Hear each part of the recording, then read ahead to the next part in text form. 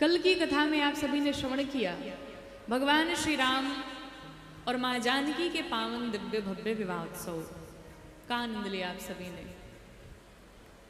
भगवान राम का कल स्वयंवर हुआ, धनुष टूटा, शिव जी का पिनाक खंड खंड किया भगवान ने और भगवान का स्वयंवर हुआ। चारों तरफ उत्सव चल रहा है, आनंद चल रहा है, सभी चारों तरफ बधाइयां बज रही हैं।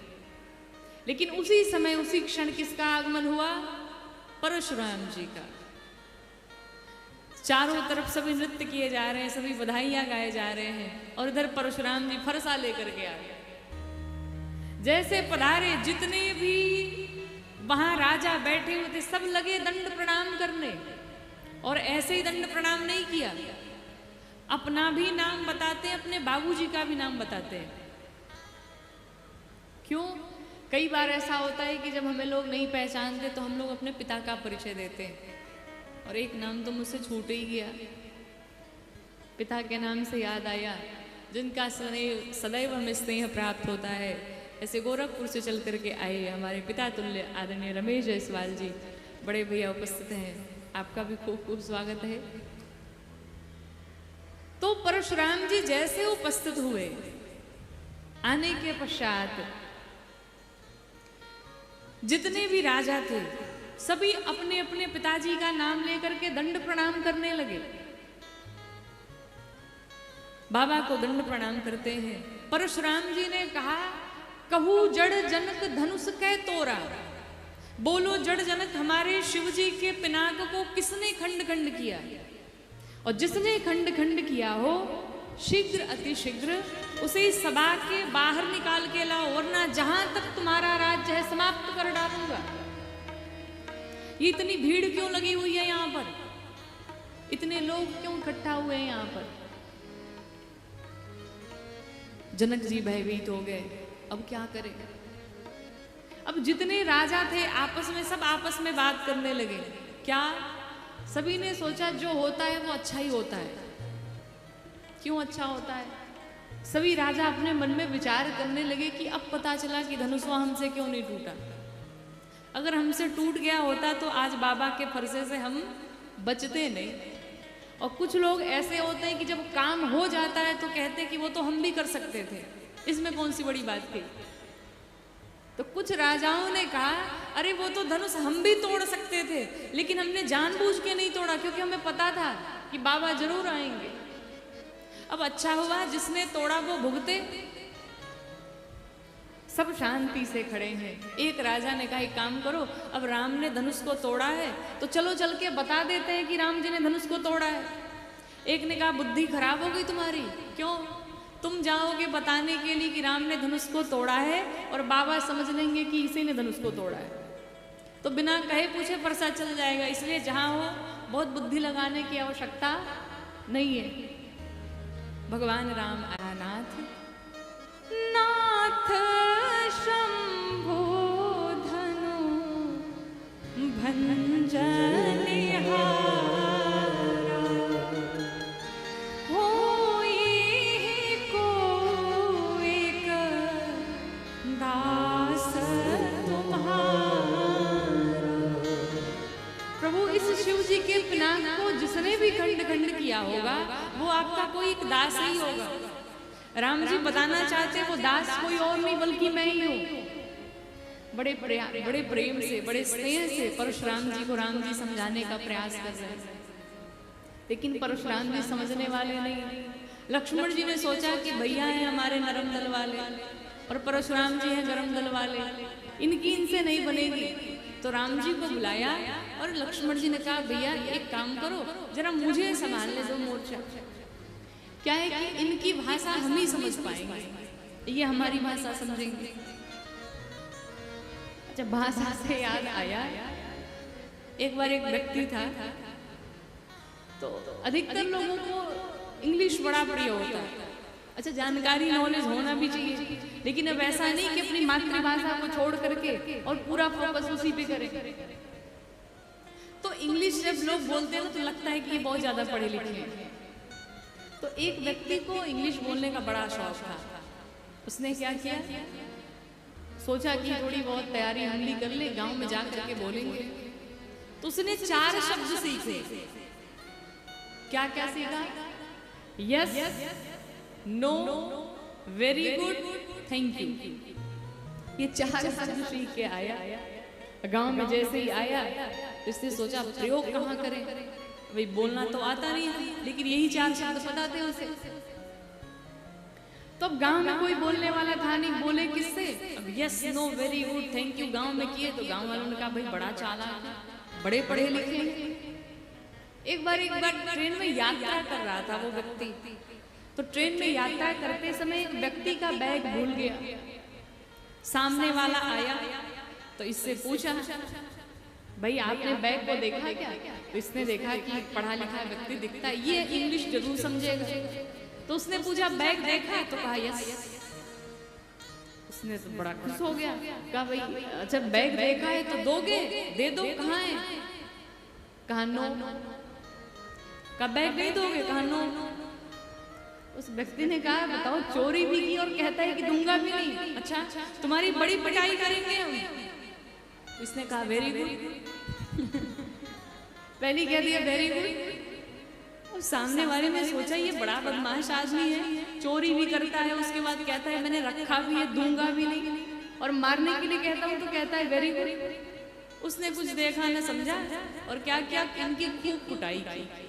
अब ये महाराज जब पिट गए तो उन्होंने सोचा जब पिट ही गया हूँ तो 3 शब्द तो प्रयोग कर लिया, अब एक ही बचा है। तो पिट जाने के बाद कहा थैंक यू। कई बार अलग अलग भाषाओं में समझाना पड़ता है। एक बार ऐसे ही एक महात्मा थे तो किसी के घर पे पहुंचे। घर जाने के पश्चात अब बैठे थे तो थाली में बढ़िया भोजन लगा करके घर में जो भी माताएं थी लेकर के आई। अक्सर ऐसा होता है कि हमारे पास करोड़ों की अगर चीज है तो वो 2 कौड़ी की लगती है, पर जो न मिले वही लगता है कि वही अच्छा होगा। तो थाली में 56 भोग रखे हैं, उनको उससे संतुष्टि नहीं मिली महाराज। थोड़ी दूर पे पापड़ रखा था। अब मैया तो भूल गई पापड़ देना। अब ये कहें कैसे महात्मा जी कि मुझे पापड़ ही चाहिए। तो बैठे बैठे महात्मा ने कहा कि मैया एक बात बताएं, अच्छा हुआ आज आपके दर्शन हो गए। तो मैया ने पूछा क्यों बाबा जी कोई दिक्कत है क्या? आप ऐसे क्यों बात कर रहे हैं? कहा नहीं कोई दिक्कत नहीं है, लेकिन आज दिक्कत हो जाती। क्या दिक्कत होती? कहा रास्ते में हमने सर। तो कई बार भाषा का प्रयोग करना पड़ता है, जो जिस भाषा में समझे उसे उसी भाषा में समझाना पड़ता है। लक्ष्मण जी ने भी जब देखा कि ये समझने वाले नहीं है तो लक्ष्मण साहब मुझे संभालने दीजिए, मैं नहीं समझाता हूँ। लक्ष्मण जी पहुंचे और जाकर के परशुराम जी से कहा बाबा क्या बात है, आप क्यों इतने क्रोधित हैं? क्या हुआ है आपको? परशुराम जी ने कहा मूर्ख बालक, इतना सब कुछ हो गया और तुम्हें पता ही नहीं कि हुआ क्या है। तो लक्ष्मण जी ने पूछा भाई हमें तो नहीं पता है, हमें तो बस इतना ही पता है शिव जी का पिनाक खंड खंड हो गया। परशुराम जी ने कहा कि तुम्हें जब इतना पता तो पूछ क्यों रहे हो? लक्ष्मण जी ने कहा अगर टूट ही गया तो इसमें कौन सी बड़ी बात है? अरे ऐसी ऐसी धनुष बहु धनुही तोरी लरिकाई, ऐसी ऐसी धनुष तो हम लोगों ने बचपन में न जाने कितनी तोड़ दी, फिर तो आपने भी बार गुस्सा नहीं किया। परशुराम जी कहते मूर्ख बालक, तो उस धनुष की तुलना इस धनुष से करता है, लगता है तेरा काल तुझे पुकार रहा है। लक्ष्मण जी ने कहा एक बात बताओ महाराज, पहले तो मेरे भैया राम ने तोड़ा नहीं, छुअत टूट रघुपति न दोषो, वो तो पुरानी हो चुकी थी। जैसे स्पर्श किया धनुष टूट गया, तो गलती तो उनकी है नहीं। लेकिन अगर टूट भी गई तो एक बात बताओ, धनुष टूटी है आप क्यों इतने टूट रहे हैं? कहा मतलब? कहा धनुष आपकी है? कहा नहीं धनुष तो मेरी नहीं है, हमारे गुरुजी की धनुष है। अच्छा गुरुजी की धनुष है तो क्या गुरुजी ने आपको संभालने की जिम्मेदारी दी थी? कहा वो भी नहीं दी। कहा जब कोई जिम्मेदारी ही नहीं थी, जब कोई मतलब ही नहीं था, फिर इतनी पीड़ा क्या हो रही है आपको? राम जी आते परशुराम जी को समझाते, लक्ष्मण जी ने फिर पीछे से बोल दिया अगर इतनी ही ममता है तो जा करके जुड़वा क्यों नहीं ले रहे हैं? अब परशुराम जी और क्रोधित हो जाते। लंबा संवाद चला, लेकिन अंत में भगवान राम आए और परशुराम जी के समक्ष खड़े होकर के भगवान राम ने कहा, सरकार आपसे एक बार निवेदन करना चाहता हूँ, मैं आपसे हर प्रकार से छोटा हूँ। कैसे? कहा मेरा 2 अक्षर का नाम है राम और आपका नाम है परशुराम। आप नाम में भी हमसे बड़े हैं। अगर कुल देखा जाए तो आप हैं ब्राह्मण, मैं हूँ क्षत्रिय। क्षत्रिय तो सदैव ब्राह्मण की पूजा करना जानता है, शस्त्र खाना नहीं जानता। आप तो हमसे कुल में भी श्रेष्ठ है। अगर गुण देखा जाए तो मेरे भीतर सिर्फ एक गुण है कि मैं धनुष बाण चला लेता हूँ, लेकिन आप ब्राह्मण हैं और ब्राह्मण के भीतर तो 9 के 9 गुण विद्यमान है। अगर मैं आपसे युद्ध करूं तो भी हार जाऊं, ना करूं तो भी हार जाऊं। परशुराम जी ने पूछा वो कैसे? भगवान राम ने कहा, प्रभु पहली बार आप ब्राह्मण हैं, अगर मैंने आपसे युद्ध किया, युद्ध में परास्त कर दिया, आपकी हत्या कर डाली तो मुझे ब्रह्म हत्या का पाप लग जाएगा। और अगर मैंने आपसे युद्ध नहीं की, युद्ध भूमि से पीछे हट गया तो मेरी कीर्ति कलंकित होगी। देखा जाए तो मैं आपसे हर प्रकार से हार चुका हूँ, लेकिन इसके पश्चात भी अगर आप युद्ध करना चाहते हैं तो आप आदेश करें। परशुराम जी ने सोचा, ब्राह्मण का इतना सम्मान क्षत्रिय द्वारा ये कोई साधारण नहीं हो सकते। और परशुराम जी ने कहा, राम एक काम करिए, ये मेरी धनुष है, अजगों इस धनुष का नाम है, आप इस धनुष को लीजिए, इस पे प्रत्यंचा चढ़ा दिया, हम जान जाएंगे कि राम का अवतार हो चुका है। भगवान राम ने धनुष को लिया, उस धनुष पर प्रत्यंचा चढ़ाई। परशुराम जी 9 बार जय जयकार करके वन में तपस्या करने चल पड़े। बोलो भक्तवत्सल भगवान की। इधर जब परशुराम जी गए, एक बार फिर से सभी प्रसन्न हो गए, सभी आनंदित हो गए। जनक जी ने अयोध्या जी में पत्रिका भिजवाई महाराज दशरथ को। दूत पत्रिका लेकर के पहुंचे, कहां पर?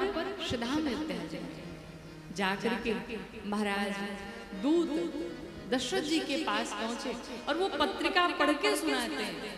कहते हैं कि राजन दूत है हम, अरे जनक राज दरबार के, आहै चिट्ठी बा सरकार के ना, राजन दूत है हम जनक राज दरबार के,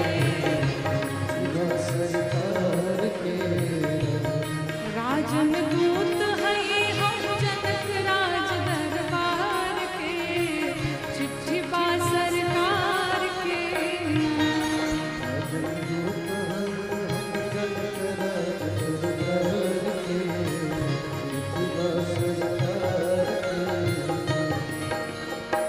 बड़े भाई से सभी लोग मीठी मीठी तालियों के साथ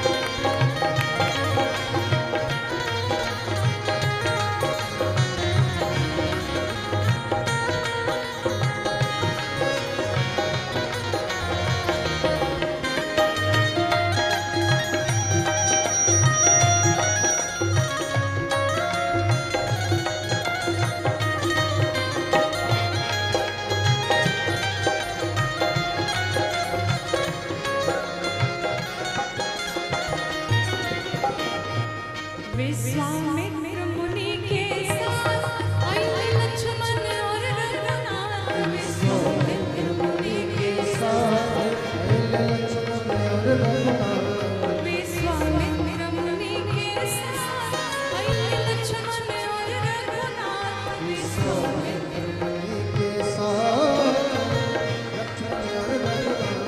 लोगवा पागल भइले, लोगवा पागल भइले जोड़ी जुगल बिहार के। चिट्ठी बा सरकार के। लोगवा पागल भइले जोड़ी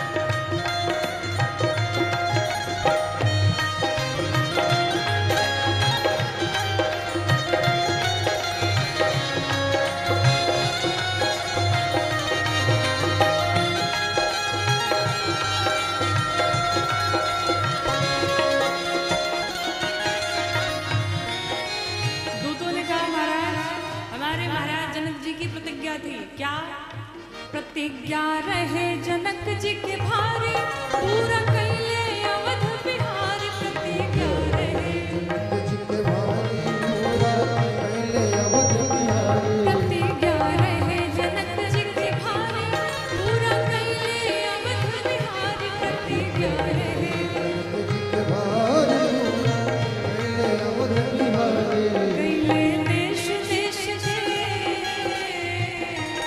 गैले देश देश के राजा हमार के। चिट्ठी बा सरकार के। गैले देश देश के राजा हमार के। चिट्ठी बा सरकार के। राजा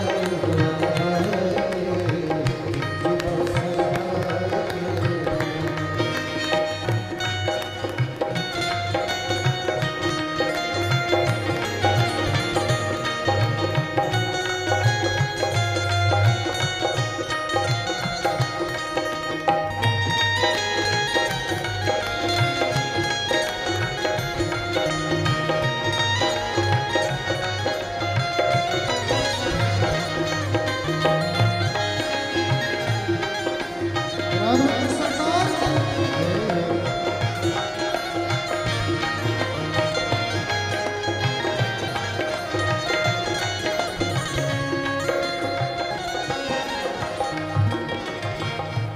पढ़ ली चिट्ठी के सब बात, लेके आ जाइए मेरी याद। पढ़ ली चिट्ठी के सब बात, पढ़ ली चिट्ठी के सब बात, लेके आ जाइए मेरी याद। पढ़ ली चिट्ठी के सब बात, लेके आ जाइए मेरी याद। शादी खातिर शुभ दिन, शादी खातिर शुभ दिन नीमत लगन विचार के। और कौन कौन बारात में चलेगा? पीछे वाले। शादी खातिर शुभ दिन नीमत लगन विचार के। चिट्ठी बा सरकार के। राजन दूत है राज दरबार के। चिट्ठी बा सरकार के। राजन दूत है राज दरबार के। चिट्ठी बा सरकार के।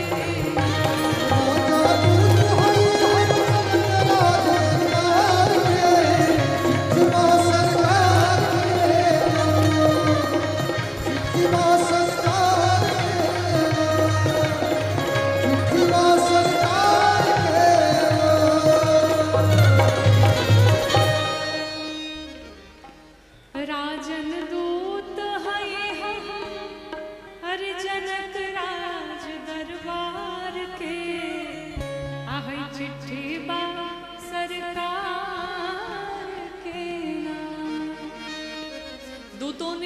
पूरी बात पढ़ के सुनाई महाराज दशरथ को। महाराज दशरथ बड़े प्रसन्न हुए। सभी रानियों को बुला बुला करके महाराज दशरथ स्वयं इस पत्रिका को बांच रहे हैं, स्वयं बता रहे हैं।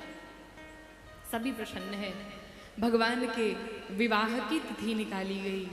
भगवान के विवाह की तिथि निकाली गई। अगहन का महीना, शुक्ल पक्ष, पंचमी तिथि। जो तिथि मिथिला में निकली वही तिथि अयोध्या जी में भी निकली। दोनों बिल्कुल एक जैसे। इधर जनकपुरी में देवऋषि नारद तिथि लेकर के भगवान राम के पास पहुंचे और जाकर के भगवान राम से कहते, प्रभु आप में और हमारे में यही अंतर है। क्या अंतर है? एक आप थे कि हम विवाह करने गए तो बानर बना के भेज दिए, और देखो एक हम हैं, आपके विवाह की तिथि निकाल के लाए हैं।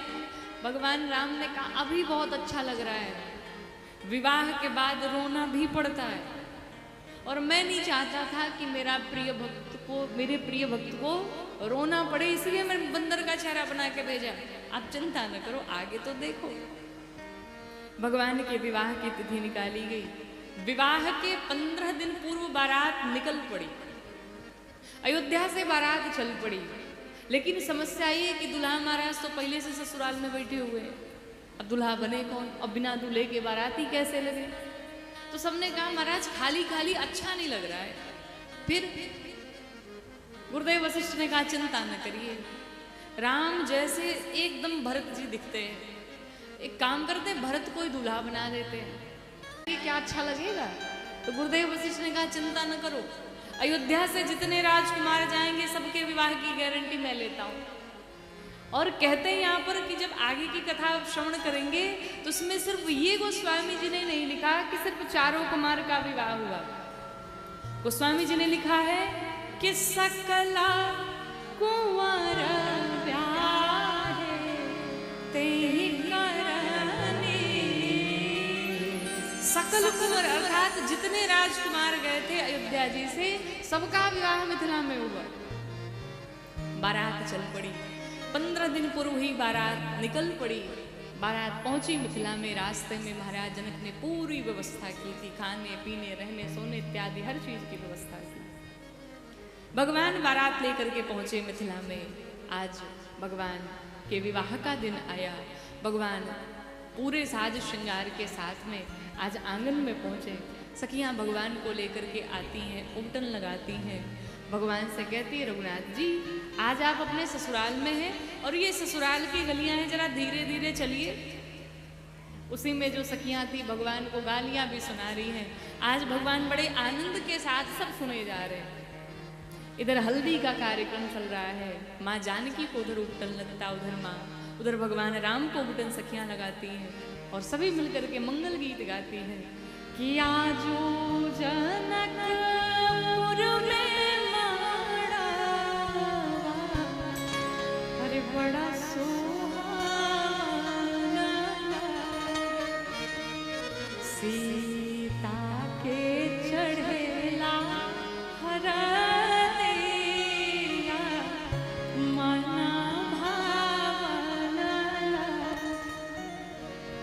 और हरे हरे बसवा काटवाले जनक राजा, मन में सुनना मई रे बाजे आनंद। शोर भाई सगरु नगरिया, अरे बड़ा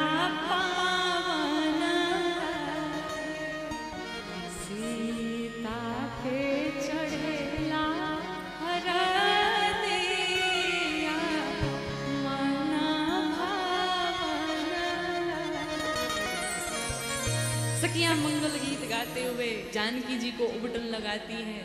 श्री राघव सरकार आए।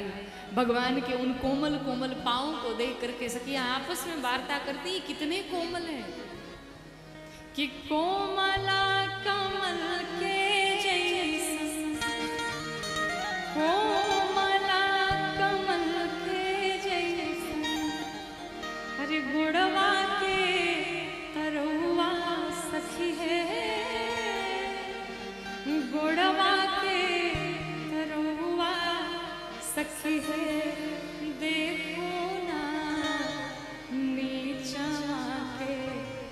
धरतिया कठोर सखी है देखो ना ये दोनों भैया सावर गो।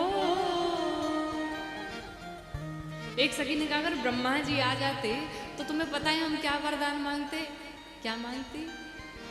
मंगला से पैते इनके, मंगला से पैते इनके अखिए में बसैती सखी है,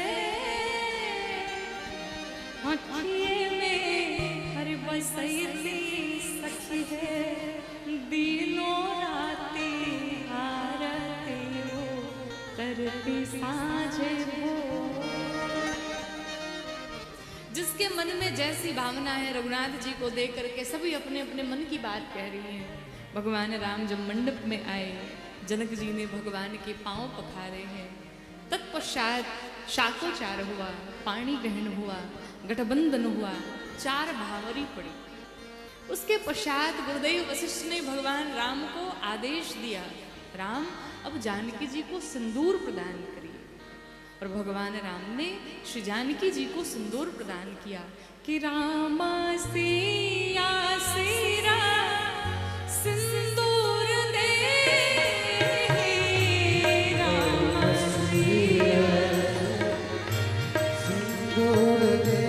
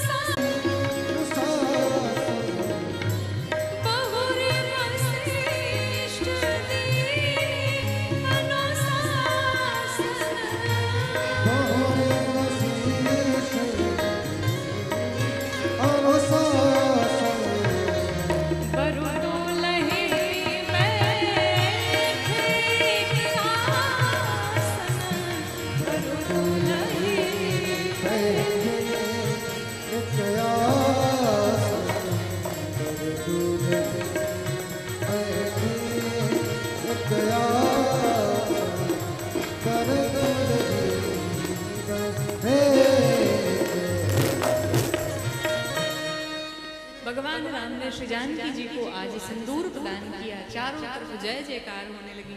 बोलो दुल्हा दुल्हन सरकार की। भगवान राम का विवाह मां जानकी के साथ में संपन्न हुआ। गुरुदेव वशिष्ठ ने जनक जी तो उसी मंडप में श्री भरत जी का विवाह, श्री लक्ष्मण जी का विवाह, श्री शत्रुघ्न भैया का विवाह उसी मंडप में संपन्न हुआ।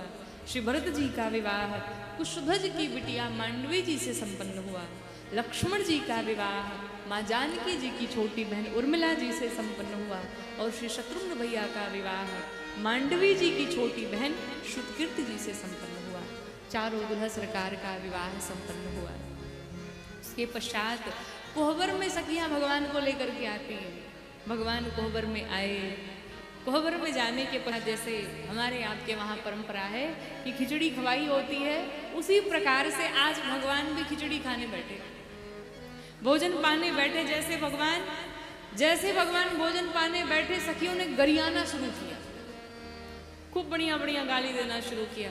और जैसे गाली देना शुरू किया, राम जी तो बैठे बैठे सुन रहे, पर लक्ष्मण जी को सहन नहीं हो रहा है। कहा भाई साहब कुछ करिए वरना हमसे तो कुछ ना कुछ गड़बड़ हो जाएगी। राम जी ने कहा देखो यहाँ बाण वाण की कोई आवश्यकता है नहीं, यहाँ तो सुनना ही पड़ेगा। गाली किसी को प्रिय नहीं है, लेकिन ससुराल की गाली सभी को प्रिय लगती है। राम जी ने कहा सुनना तो पड़ेगा, जी को सहन ना हो। लक्ष्मण जी ने कहा भैया कुछ तो करो आप। फिर भगवान राम ने जो सखियां गाली दे रही थी, उन सखियों के तरफ भगवान राम ने एक बार मुस्कुरा करके देखा, और जैसे ही एक बार मुस्कुराया सभी मोह के वशीभूत हो गए। और जो सखियां महाराज दशरथ को गाली दे रही थी, वो जनक जी को गरियाना शुरू कर दी। जनक जी को बढ़िया बढ़िया गाली सुने जा रहे हैं। लक्ष्मण जी ने कहा अब जितनी वैरायटी की गालियां आती है सब सुनाओ, हम बढ़िया भोजन पाए। लक्ष्मण जी राम जी सभी चारों दुल्हा सरकार भोजन पा रहे हैं। सखियां गाली सुना रही। जनक जी आए, अरे पागल हो गई हो, मुझे ही गाली दे रही हो। सखियों को जब याद आई, वापस भगवान को गाली देना शुरू करती हैं। सखियां भगवान को खूब सुनाती हैं, अरे छयलवा को दई हो चुनी चुनी गाली, दुल्हवा दई हो दुल्हवा को दई हो चुनी चुनी गाली।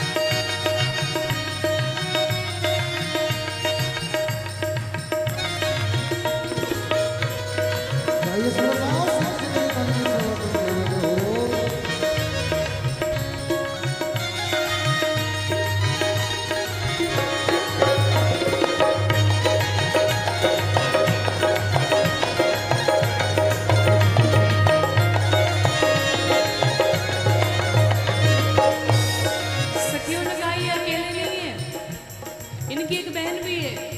अच्छा, क्या नाम है? अति सुकुमारी राजकुमारी, अति सुकुमारी राजकुमारी, कौन शांता बहिन तुम्हारी, दुल्हवा को दई हो चुनी चुनी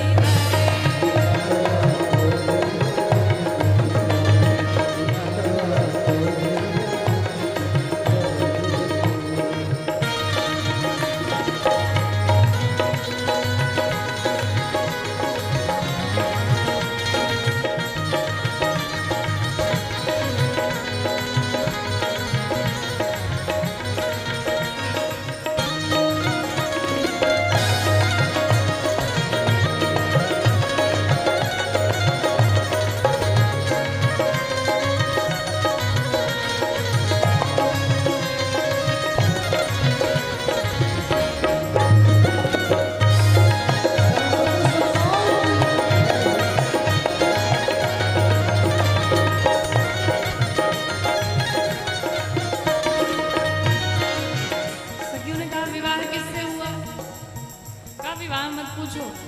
बड़े घर की बड़ी बड़ी बातें क्या कहें। अच्छा, हुआ क्या? देना तो चाहिए राजकुमार को,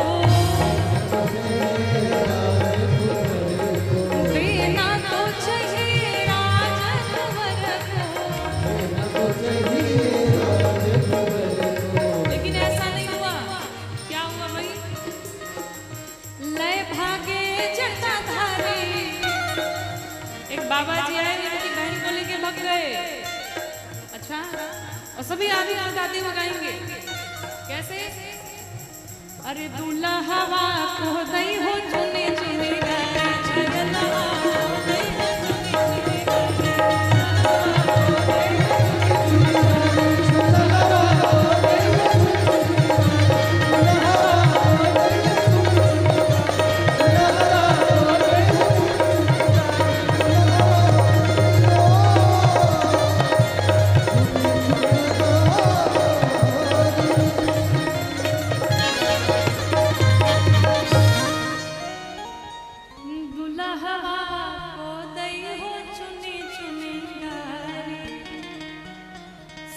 मैया भगवान को खूब गालियां सुना रही है, भगवान बैठे बैठे भोजन पा रहे हैं, खूब गाली सुन रहे हैं।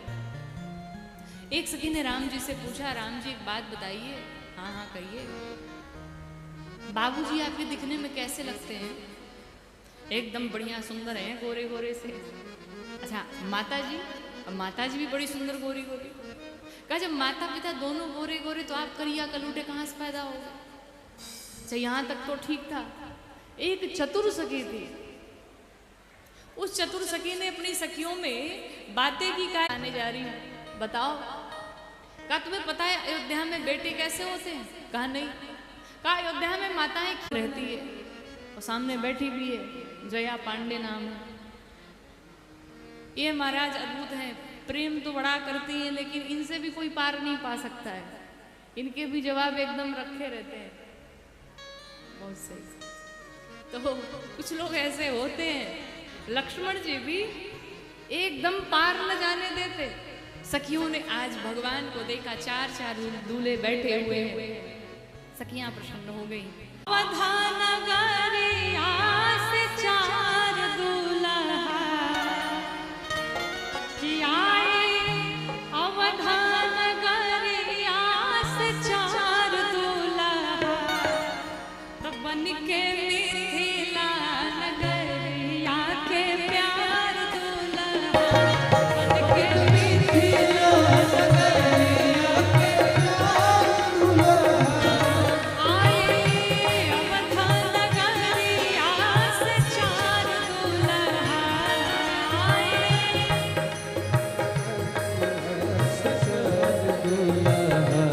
अरे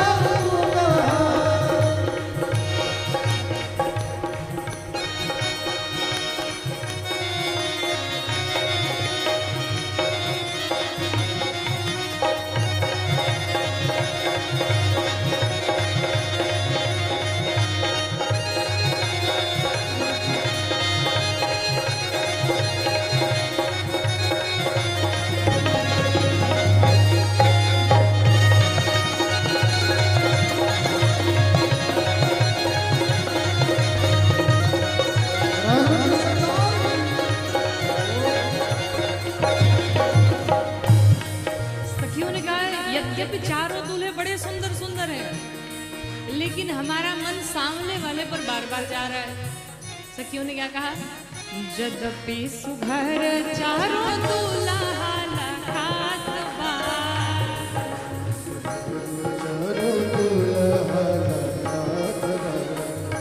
बड़ बड़े पहुना वे परमाना की जात बा, बड़े पहुना वे परमाना की जात बा, इहे प्रेम के ही आके पुकार दुल्हा, इहे पुकार दुल्हा, अरे रे पुकार दुल्हा, अरे रे पुकार दुल्हा। तो जो भगवान से प्रेम करते हो रहिए भगवान की विवाह में दोनों हाथों को, पीछे वाले भी। इहे प्रेम के ही आके पुकार दुल्हा, इहे प्रेम के ही आके पुकार दुल्हा, अरे रे पुकार दुल्हा, अरे रे पुकार दुल्हा। तबन के मिथिला नगरिया के प्यार दुल्हा, तबन के मिथिला नगरिया के प्यार दुल्हा, तबन के मिथिला नगरिया के प्यार दुल्हा, तबन के मिथिला नगरिया के प्यार दुल्हा, तबन के मिथिला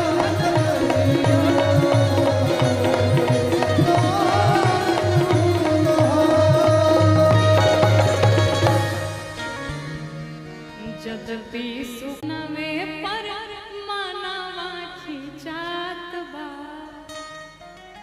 यद्यपि चारों दूल्हे बड़े सुंदर, लेकिन जो बड़े वाले हैं ना सांवले से, उन्हीं के ऊपर बार बार मन जा रहा है। सखियों ने भगवान से निवेदन किया, प्रभु आप हमारी मिथिला में ही रह जाइए। विवाह के 15 दिन पूर्व बारात चली आई और विवाह के 15 दिन बाद तक बारात रुकी रही। 1 महीना बीत गया। जब गुरुदेव वशिष्ठ जाते, जब दशरथ जी जाते, महाराज आज विदाई करिए, जनक जी कहते 1 दिन और रुक जाइए।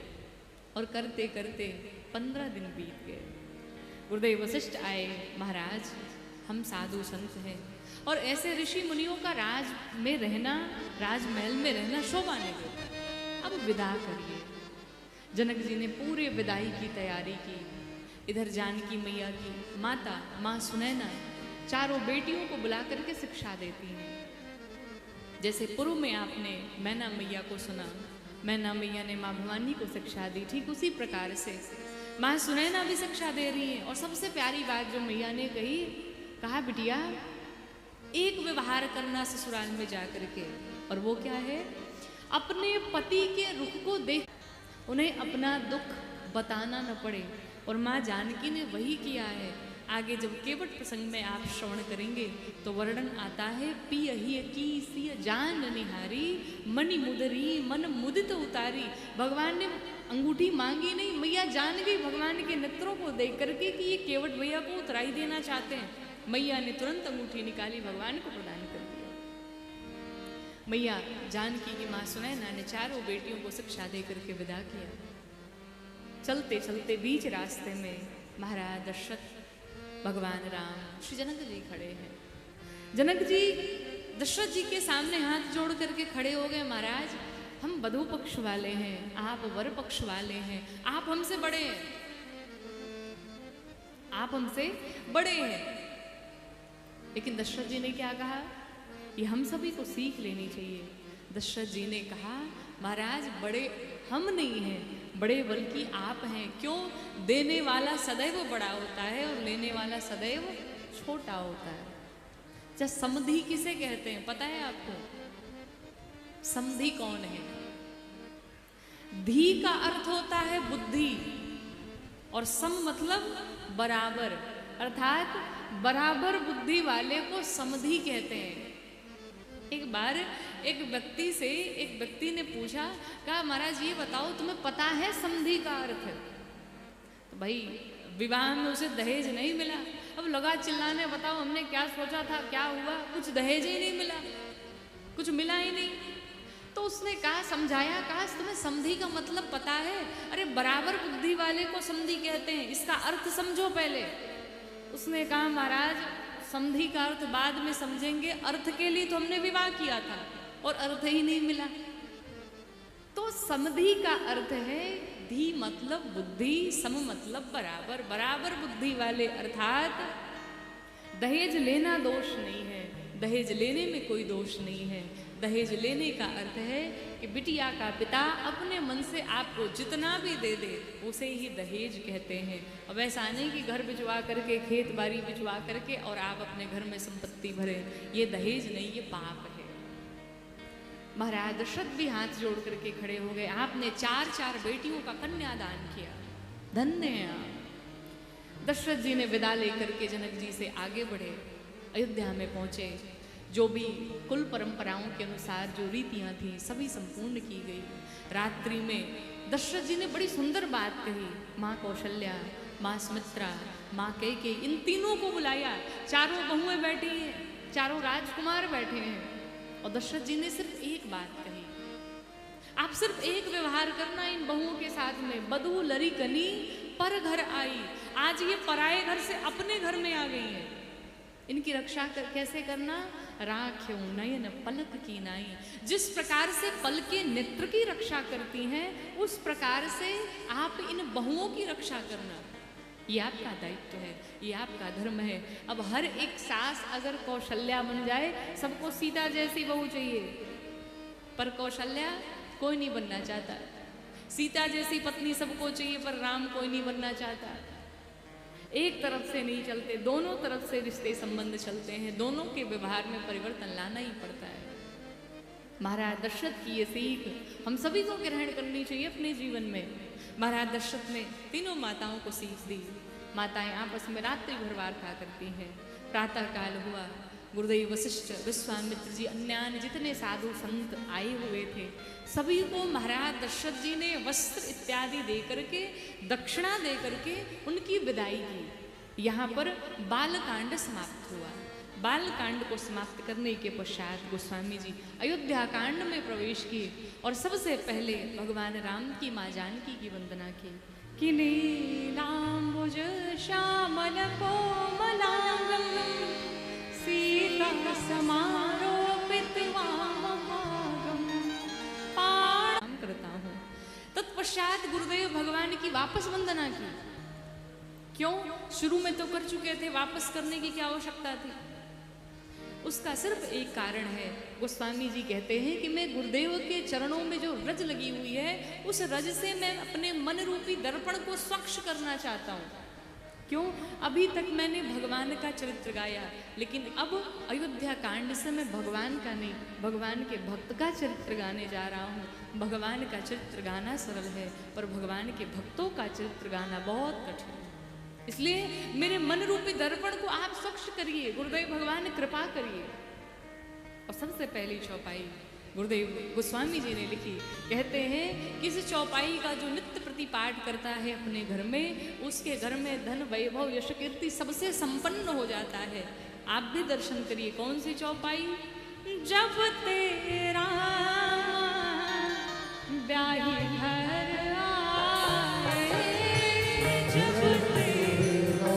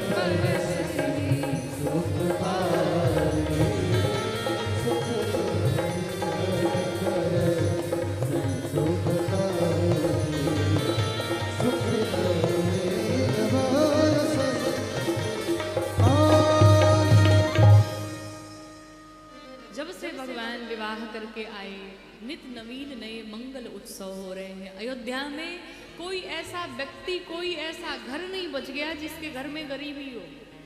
आनंद के बधावे बज रहे हैं।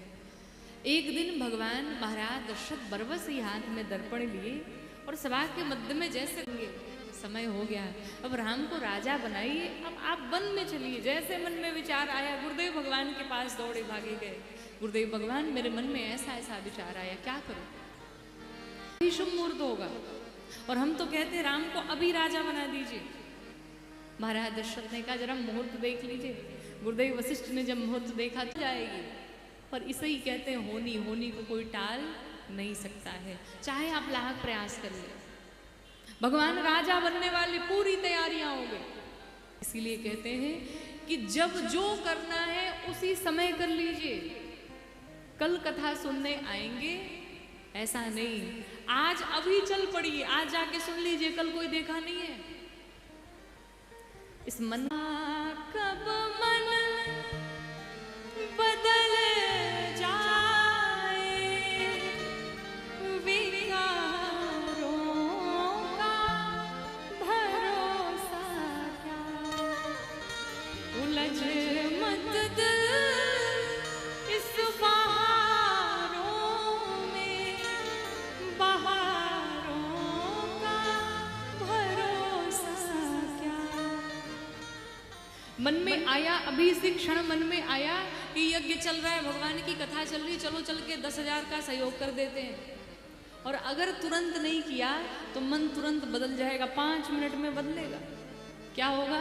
अरे बगल वाले ने तो 2100 में काम चला लिया, हम ही 11,000 क्यों करने जाए? तुरंत बदलेगा। हनुमान जी भूखे रहेंगे क्या? मंगलवार शनिवार को लड्डू चढ़ाएंगे। अरे ये मंगलवार शनिवार हम लोग के लिए नहीं है। मंगलवार बुधवार शनिवार ये तो उनके लिए बनाए गए जो कभी पूजा नहीं करते। उनके लिए लोगों ने कहा चलो भाई तुम एक दिन कम से कम महीने में निकाल लो तो भी तुम्हारा कल्याण हो जाए।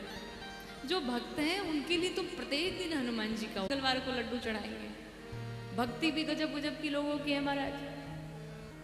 दुनिया इतनी स्वार्थी हो चुकी है कि लोग तो लोग एक दूसरे से स्वार्थ है तो जुड़े हैं, नहीं स्वार्थ है तो कोई मतलब नहीं। चलो ये तो मनुष्यों की रीति है, कम से कम मनुष्य। भगवान ने भी अगर मनोकामना पूर्ण नहीं की तो हनुमान जी को लड्डू नहीं चढ़ाएंगे। अब पहुंचेंगे भगवान शंकर के पास। कुछ दिन तक जय हनुमान ज्ञान गुण सागर किया और जब हनुमान जी ने नहीं सुनी तो पहुंच गए ओम जय शिव ओंकारा प्रभु हर शिव ओंकारा ब्रह्मा विष्णु सदा शिव ओम जय शिव ओंकारा। शंकर भगवान हर हर महादेव खूब चल रहा है, 2 महीने खूब चला, एकदम बाबा के भक्त बने फिर रहे हैं। अब बाबा ने भी नहीं सुना तो कहाँ पहुंचे? अब चलो ये नहीं सुनेंगे, अब दुर्गा जी के पास पहुंचते हैं। ओम जय अम्बे गौरी, लोगों की रीति है। आज भगवान अगर नहीं सुने, 100 मनोकामना थी 99 पूर्ण हुई, एक नहीं अगर पूर्ण हुई, अब हम भगवान से मतलब नहीं, अब भगवान बदल लेंगे। हमारा आपका प्रेम कुछ ऐसा ही हो गया है, हमारी कामनाएं सिद्ध नहीं हुई तो हम लोग बदल लेते हैं, रिश्ते बदल लेते हैं और यहाँ तक कि भगवान भी बदल लेते हैं। ये नहीं सुन रहे, अब उनके पास जाएंगे और जब सबके पास दर दर भटकते रहेंगे तो कोई सुनने वाला नहीं है। एक व्यक्ति था तो ऐसे ही वो भगवान बदलता था। विष्णु जी नहीं सुन रहे हैं तो हनुमान जी नहीं सुन रहे हैं, दुर्गा जी नहीं सुन रही हैं, तो जो नहीं सुनता था सबको ऊपर बिठाता चला जाता था। एक दिन दुर्गा मैया की पूजा कर रहा था, ऊपर हनुमान जी बैठे थे, हनुमान जी की मूर्ति लगा रखी थी। नीचे से जो धूप बत्ती थी उसकी सुगंध जा रही थी ऊपर, अब वो चारों ओर न फैले, वो ऊपर जा रही थी। तो इसने देखा ये तो सुगंध ऊपर जा रही है, ऊपर हनुमान जी बैठे हैं। इसने कहा अब आपको समझ में आया, अब आपको जलन हो रही है। क्यों भाई? जब मैंने दुर्गा जी की पूजा करना शुरू कर दिया तो आप अब धूप बत्ती की सुगंध, तुम्हारा विश्वास है कि मैं ऊपर बैठा बैठा इस धूप बत्ती की सुगंध ले रहा हूँ। अगर यही विश्वास तुम्हें पूर्व ही हो गया होता तो तुम्हें दर दर भटकने की आवश्यकता नहीं पड़ती। इसलिए जिसे मानते हैं उसके साथ में रहिए, आपका काम सिद्ध हो या ना हो, वरना ऐसे जीवन भर भगवान बदलते रह जाएं, कभी कृष्ण कन्हैया चिल्लाएंगे और कहीं गति मिलने वाली नहीं है। इसलिए इष्ट एक बनाइए, पूजा सबकी करिए, लेकिन आस्था विश्वास सब में हो, लेकिन इष्ट एक होना चाहिए हमारा। हम जो भी हो, जो भी हमें कहना हो, हम उसी भगवान से जा करके करें। तो कुछ ऐसा ही हुआ, दशरथ जी ने कहा महाराज कल राम का राज्याभिषेक कर देंगे।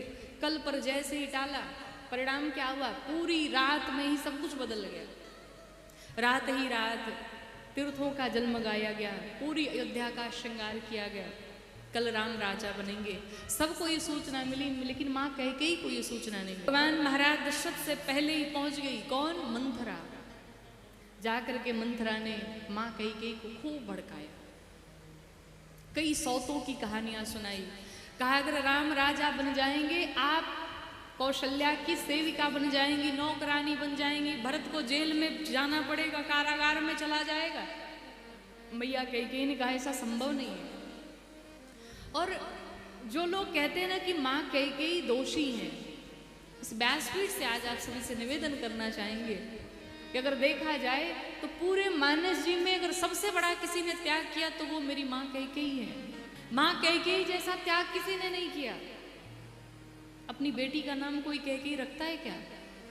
हम चाहे कितना भी प्रूफ कर लें कि वो दोषी नहीं है, और हम क्या प्रूफ करेंगे? भगवान राम ने स्वयं सिद्ध कर दिया। चित्रकूट धाम में जाकर के मैया कौशल्या, माँ कैकेयी, सुमित्रा खड़ी थी, लेकिन सबसे पहले भगवान राम जाकर के, प्रथम राम भेटी कैकेयी, सबसे पहले राम जी जाकर के माँ कैकेयी से मिले। और जाकर के भगवान राम कहते हैं मेरी माँ कैकेयी को जो दोष देगा, दोष दे ही जननी जड़ते ही जे गुरु साधु सभा नहीं तेई। मेरी माँ को वही दोष देगा जिसने कभी गुरु का सानिध्य नहीं पाया होगा, जो मूर्ख होगा, जड़वत होगा। तो राम जी स्वयं सिद्ध कर रहे हैं कि माँ कैकेयी दोषी नहीं है, उनकी तो मति को पलट दिया गया। और बांग्ला रामायण में एक प्रसंग आता है। बांग्ला रामायण की कथा आती है कि जब राम जी बहुत छोटे थे तो राम जी खेते आए और माँ कैकेयी की आंखों को ऐसे बंद कर लिए। पीछे से खड़े होकर के राम जी ने पूछा मैया बताओ कौन हूं मैं? तो मैया कैकेयी जानबूझ करके कहती है कि राम तो इतना शरारती हो नहीं सकता, मुझे लगता है लक्ष्मण है। और जैसे ही राम जी ने आंखें खोली, कहा मैया आज मैं जीत गया, तुम हार गई, मुझे पहचान नहीं पाई, अरे मैं लक्ष्मण नहीं, मैं तो राम हूं। मैया कैकेयी ने कहा राम तुम आज हमसे वरदान मांगो, तुम्हें क्या चाहिए? राम जी ने वरदान मांगा, कहा मैया मैं जो मांगने जा रहा हूँ उसे देने के पश्चात आपके मांग का सिंदूर चला जाएगा, आपका पुत्र भरत आपको मां नहीं कहेगा, दुनिया कलंकित कर देगी आपको, समाज में आपकी मान प्रतिष्ठा नहीं रह जाएगी। मैया ने कहा मांगो तो सही, क्या चाहिए? राम जी ने कहा मैया जब मैं बड़ा हो जाऊं और महाराज मेरे पिताजी जब मुझे राजा बनाने का विचार लाए मन में, उस समय आप मेरे लिए 14 वर्ष का वनवास मांग लेना। मैया कैकेयी ने सुना, आंखों से अश्रु निकलने लगे। राम क्या मांग लिया आपने? इस वरदान को पूरा करते करते मेरे माथे का सिंदूर चला जाएगा। कौन सी ऐसी स्त्री होगी जो चाहेगी कि मैं विधवा बन के बैठ जाऊं? लेकिन फिर भी माँ कैकेयी ने सुना। मैया कैकेयी ने कहा ऐसे एक जन्म नहीं, ऐसे 1000 जन्म मैं राम पर न्यौछावर करने को तैयार हूँ। माँ कौशल्या ने अगर राम जी को जन्म दे करके राम बना दिया तो मेरी माँ कैकेयी ने भगवान राम को मर्यादा पुरुषोत्तम राम बना करके समाज में खड़ा किया। आज हम आप बैठ करके राम जी की कथा गा रहे हैं, राम जी की कथा श्रवण कर रहे हैं, तो किसके कारण? माँ कैकेयी के कारण। किसी को नहीं पता राम जी ने कितने वर्षों तक राज्य किया, शायद ही किसी को पता हो, लेकिन बच्चे बच्चे को पता है कि राम जी का 14 वर्ष का वनवास हुआ। अगर राम जी वन में नहीं गए होते, एक साधारण से राजा की भांति वो भी राज्य करके चले गए होते, कौन जानता राम को कौन है राम। लेकिन भगवान की वही 14 वर्ष की लीला हम सभी बैठ करके गाते हैं। तो मैया कैकेयी ने कितना बड़ा त्याग किया, लेकिन फिर भी ये बात है त्रेतायुग की, चल रहा है कलयुग, लेकिन फिर भी भूलवश भी अपनी बेटी का नाम कोई कैकेयी नहीं रख सकता है। इतना बड़ा त्याग किया मैया ने। माँ सरस्वती आई, मति को पलट दिया, और मैया कैकेयी ने जा करके महाराज दशरथ के सामने वरदान मांग लिया। सबसे पहले राम जी की शपथ दिला दी। कहा राम की शपथ लेकर के कहिए मैं जो मांगूंगी मुझे देंगे। राम जी की शपथ ले ली दशरथ जी ने, बताओ क्या चाहिए तुम्हें। महाराज दशरथ तो बड़े प्रसन्न है, क्या चाहिए आपको। मैया कैकेयी ने कहा महाराज 2 वरदान मुझे चाहिए आपसे। पहला वरदान, राम के स्थान पर मेरा भरत राजा बने, और दूसरा वरदान, जिस प्रकार से राम वन को चले जाएं 14 वर्ष के लिए। जब मैया ने कहा तपस्वियों का वेश धारण करके, उदासीन रंग धारण करके, बलकल वस्त्र पहन के, महाराज दशरथ को लगा कि मेरी पत्नी कितनी अच्छी है, ये कहती है कि भरत को राजा बना करके चलो हम वन में चलते तपस्या करने। लेकिन जैसे ही मैया ने अगली बात कह दी कि 14 वर्ष राम वनवासी, 14 वर्ष के लिए राम वन में चले जाएं। जिस प्रकार से घायल शेर भूमि पर पड़ जाए, जिस प्रकार से चंद्रमा से उसका अमृत निचोड़ लिया जाए, ठीक उसी प्रकार से महाराज दशरथ की स्थिति हो गई, भूमि पर गिर पड़े। मैया कैकेयी से कहा महारानी आपने जो पहला वरदान मांगा मैं देने को तैयार हूं, पर जो दूसरा मांगा ना उसे वापस कर दो। क्यों? दूसरा वरदान अगर मैंने पूरा कर दिया तो मैं मर जाऊंगा। मैया कैकेयी और भी अपने आप को कठोर बना लिया माने। मैया ने कहा अगर कल प्रातः काल होते ही राम वन को गए तो आप मरेंगे, और वन को नहीं गए तो मैं मरूंगा। हम दोनों में से किसी एक का मरना तय है, आप मरो या हम मरे। अब निश्चित कर लो मरेगा कौन। लेकिन महाराज एक सलाह देना चाहते हैं, अगर आप मर जाएं तो ज्यादा बेहतर होगा। क्यों? मैं स्त्री हूं, घर के भीतर रहूंगी, मुझे कोई नहीं पूछने आएगा, पर आप चक्रवर्ती सम्राट हैं, अध्यानरेश हैं, आपकी कीर्ति कलंकित हो जाए, माथे पर कलंक लग जाए। आप कहते थे कि हमारे रघुकुल की परंपरा है कि हम स्वप्न में भी अपने वचन को पूरा करते हैं, हमारे वचन कभी मिथ्या नहीं जाते, फिर आप अपने वचनों से कैसे मुकर रहे हैं। महाराज दशरथ को लगा अभी ये मानने वाले नहीं। प्रातः काल हुआ, राम जी आए। राम जी ने जब सुना कि मुझे 14 वर्ष के लिए वन में जाना है, राम जी लगे नाचने। इतनी सुंदर बात, इतनी प्यारी बात, और इतनी छोटी सी बात के लिए पिताजी की ये स्थिति हुई पड़ी है। हमसे कोई अपराध हो गया। मैया सुनो जाननी सोई सुत बड़ भागी, कौन जे पी तुमा तो वचन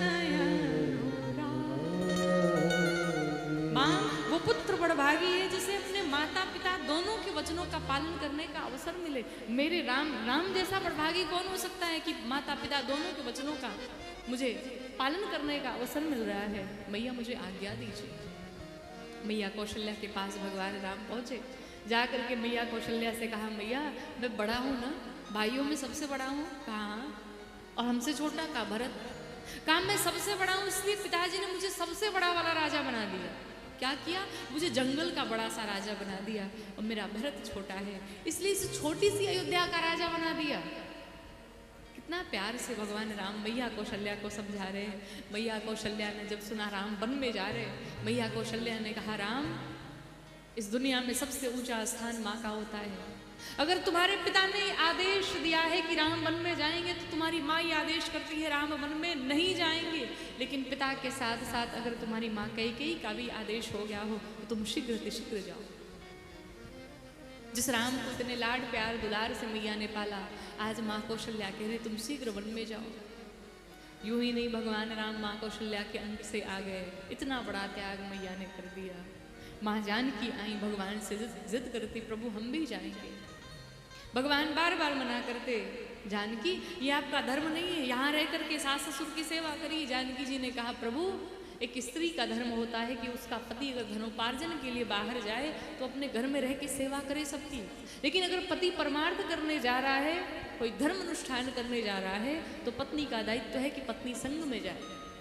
और प्रभु अगर आप अयोध्या में नहीं तो अयोध्या मेरे लिए जंगल है, और जंगल में भी अगर आप मेरे साथ हैं तो वही मेरे लिए अयोध्या के समान है। अगर नहीं ले गए तो आपको एक दिन रुकना पड़ेगा, मेरी चिता को अग्नि दे करके ही आप यहाँ से वापस जाएंगे। भगवान राम माने। लक्ष्मण जी आए प्रभु मुझे भी चलना है। लक्ष्मण जी ने कहा जाओ सुमित्रा मैया से आज्ञा ले लो। लक्ष्मण जी ने सोचा कहीं मैया मना ना कर दे। सुमित्रा जी के पास लक्ष्मण जी गए, दौड़े भागे गए, पांव छू करके भागने लगे, कहीं कह ना दे कि रुक जाओ।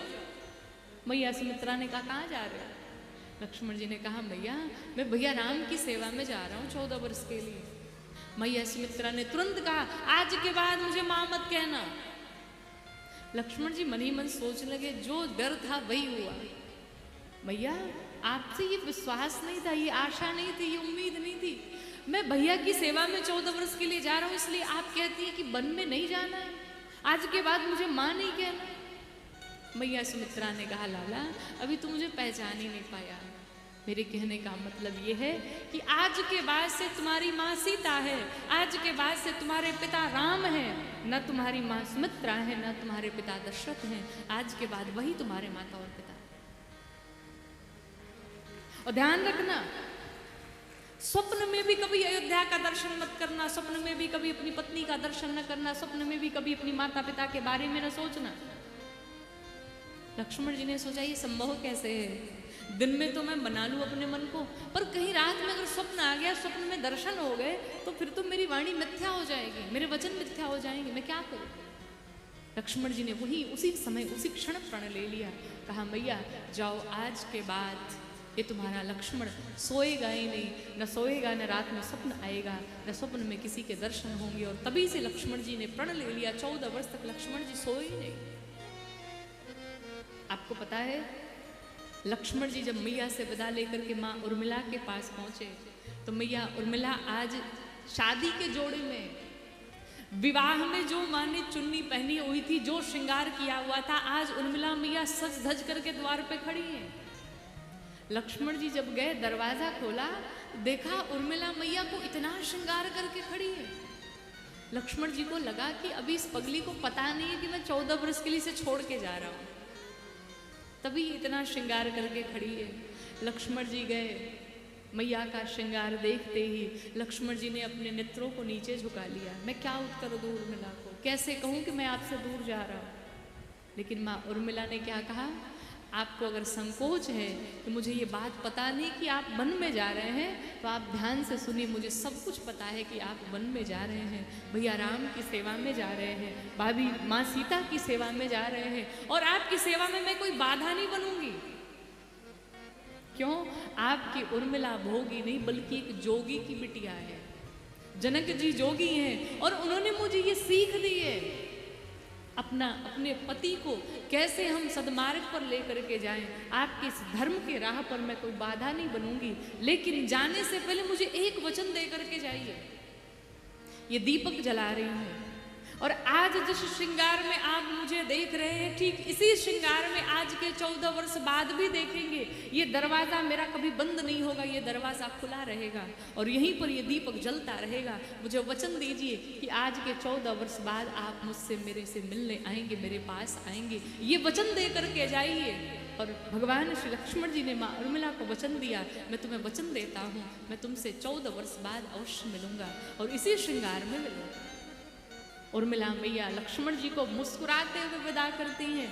धन्य है जनक जी जिनकी ऐसी बिटिया है, जिसका पति 14 वर्ष के लिए वन में जा रहा हो। मैया मुस्कुराते हुए लक्ष्मण जी को विदा कर रही हैं। लक्ष्मण जी जब तक वन में रहे, माँ उर्मिला तब तक तपस्या में बैठी रही। लक्ष्मण जी ने जिसका वध किया, मेघनाद का वध किया, वो लक्ष्मण जी का प्रताप नहीं था बल्कि माँ उर्मिला का जप था, बल्कि माँ उर्मिला की तपस्या थी कि लक्ष्मण जी ने मेघनाद के प्राण हरण किए। ऐसे ऐसे चरित्र हैं रामचरितमानस जी में, एक से एक बड़े त्यागी बैठे हुए, त्याग करने के लिए त्याग की होड़ मची हुई है। कहाँ तक भगवान का चरित्र गाया जाए। सबने विदा लिया महाराज दशरथ से। सभी अयोध्यावासियों को पता चला, सब रो पड़े कि रो रहे अयोध्यावासी है, हो रहे राम वनवासी है। राम जी रो पड़े, पूरी अयोध्या रो रही है, प्रभु हम भी आपके साथ में चलेंगे। जिस अयोध्या में राम नहीं, उस अयोध्या में हमारा क्या काम है। सब राम जी के पीछे पीछे चल पड़े। 2 दिन बीता, तीसरे दिन रात्रि तमसा मैया के तट पे सभी ने विश्राम किया। रात में भगवान ने सोचा ये मैं जहाँ जहाँ जाऊँगा अयोध्यावासी वहाँ वहाँ पहुँचेंगे। राम जी ने ऐसी माया चलाई, सब सो गए। सबके सोने के पश्चात आर्य समुद्र जी को लेकर के राम जी चल पड़े लक्ष्मण जी के संग में। रथ के पहियों के निशानों को मिटा दिया ताकि मेरे पीछे कोई ना आ सके। भगवान राम श्रृंगबेरपुर पहुँचे हैं। श्रृंगबेरपुर भगवान पहुँचे, वहाँ पर भगवान के परम मित्र रहते हैं निषाद जी। निषाद राज को उन्हें देखा, पूरी व्यवस्था की, सारी रहने खाने पीने सबकी उत्तम व्यवस्था की। भगवान राम उसी दिन वहीं पर विश्राम की, रात्रि में नीचे भूमि पर शयन कर रहे थे। निषाद जी ने देखा, रो पड़े। भगवान की ये स्थिति माँ कैकेयी को भला बुरा सुनाने लगे। लक्ष्मण जी ने समझाया, आप जिसे देख रहे हैं इन्हें कोई चिंता नहीं है, अरे ये भगवान है, इनके चरणों में से ही गंगा मैया निकली है। केवट भैया वहीं पहरा दे रहे थे, उन्होंने सुना ये भगवान है, इनकी सेवा कैसे करूं, समय तो बिल्कुल नहीं है। जैसे प्रातः काल हुआ, निषाद जी से जाकर के कहा, सरकार आज इस गंगा तट पे मेरे अलावा कोई नहीं होना चाहिए। चारों तरफ दुंदुभी बजा दी गई कि आज केवट के अलावा यहाँ कोई नहीं होगा। भगवान राम प्रातः काल उठ करके बट का दूध मंगा करके जटाओं को बांधे और भगवान राम चले हैं गंगा मैया की तरफ। गंगा मैया की तरफ पहुंचे एक बार सभी श्रद्धा प्रेम से जय जयकार करेंगे, बोली गंगा मैया की। भगवान राम गंगा मैया के तट पे पहुंचे। इधर केवट भैया अपनी नाव लेकर के किनारे नहीं बीच में खड़े हैं। क्यों? केवट भैया ने सोचा कहीं किनारे लेकर के खड़ा रहा तो कहीं ऐसा ना हो कि राम जी डायरेक्ट बैठे कहें चलो पार करो, मैं उतारूंगा कैसे, इसलिए बीच में लेकर के खड़े हैं और चेहरा उधर का किया, राम जी इधर खड़े। राम जी ने लक्ष्मण जी से कहा, लक्ष्मण यहाँ पर मोर्चा हमें संभाल ले दो। लक्ष्मण जी ने कहा, आपने जहां जहां संभाला वहां वहां गड़बड़ ही हुआ है। राम जी जानते थे कि केवट भैया बड़ा नाटक करने वाले हैं, इसलिए राम जी ने कहा, यहाँ मैं संभालूंगा, मैं मांगता हूँ। भगवान राम ने नाव मांगी, ओ केवट भैया जरा अपनी नाव लेकर के आओ और जरा मुझे पार कर दो। केवट भैया ने सुना, वाकई में यही भगवान है। क्यों?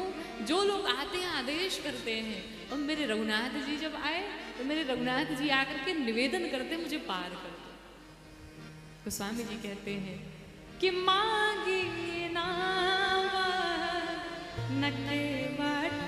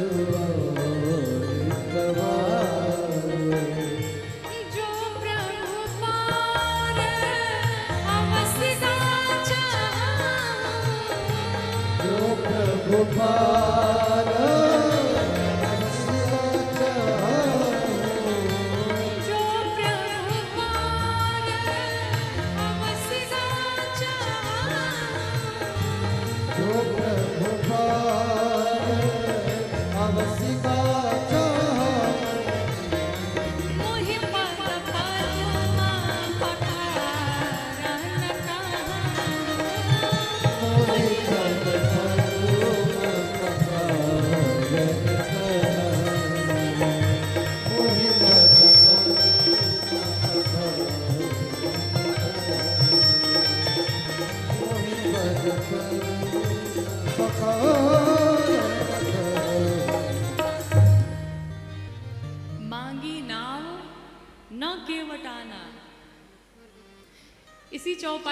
हम पढ़े मांगी नाम नौ केवट आना, अर्थात ये गलत हो जाएगा।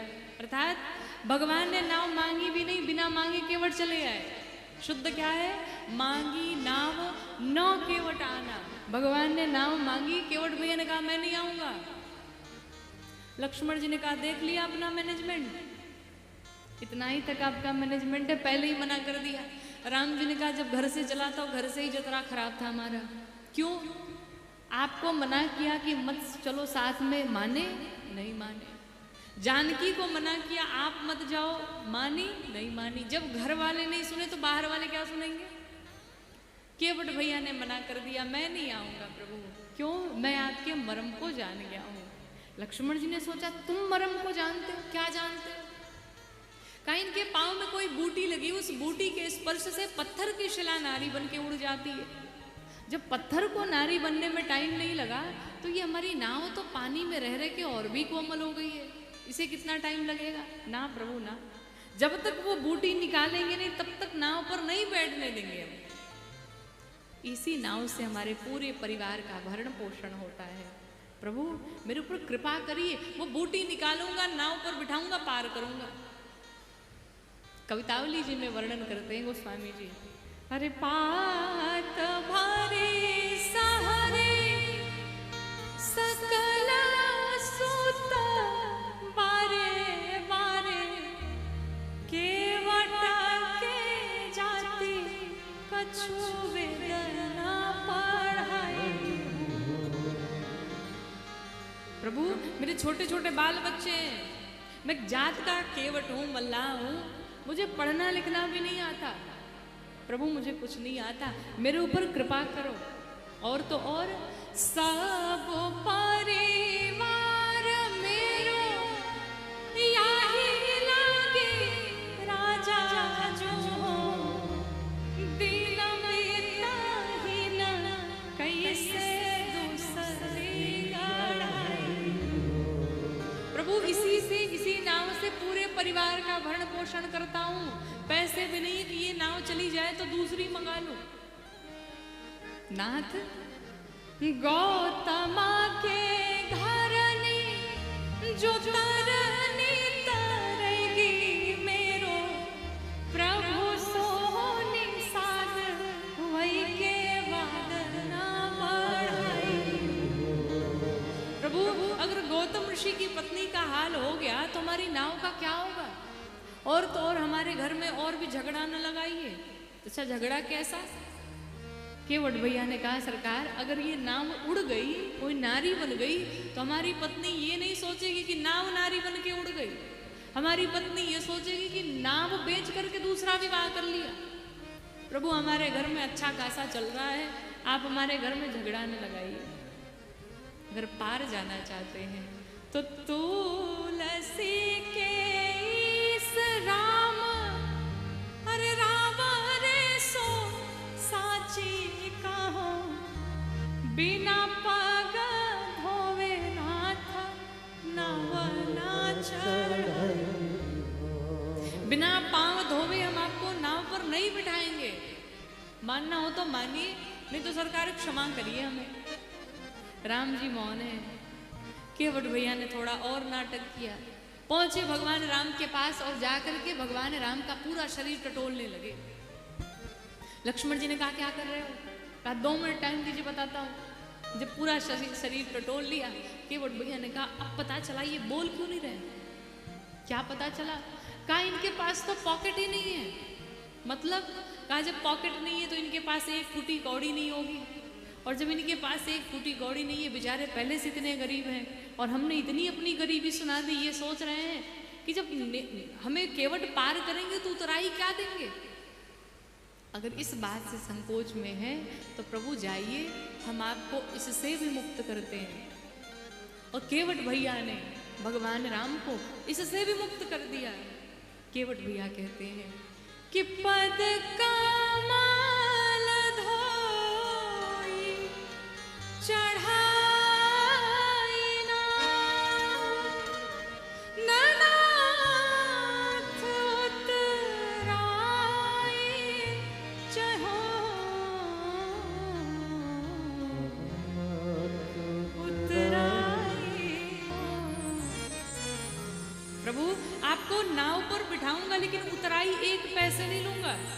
लक्ष्मण जी ने कहा तुम्हारी बात का हम भरोसा कैसे कर लें? केवट भैया ने कहा भरोसा नहीं है, मैं बताता हूं कैसे भरोसा करना है। केवट भैया ने कहा कि मोहि राम राउर आन दशरथ शपथ सब साची कहो।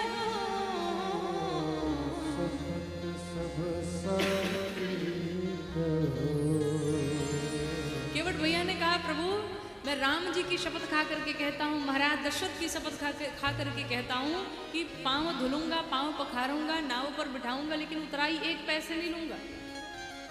लक्ष्मण जी ने जैसे ही सुना कि केवट हमारे पिताजी की कसम खा रहा है, निकाल लिया बाण कि बरु तीर मारहु लखन पे जब लगी न पाया पखारे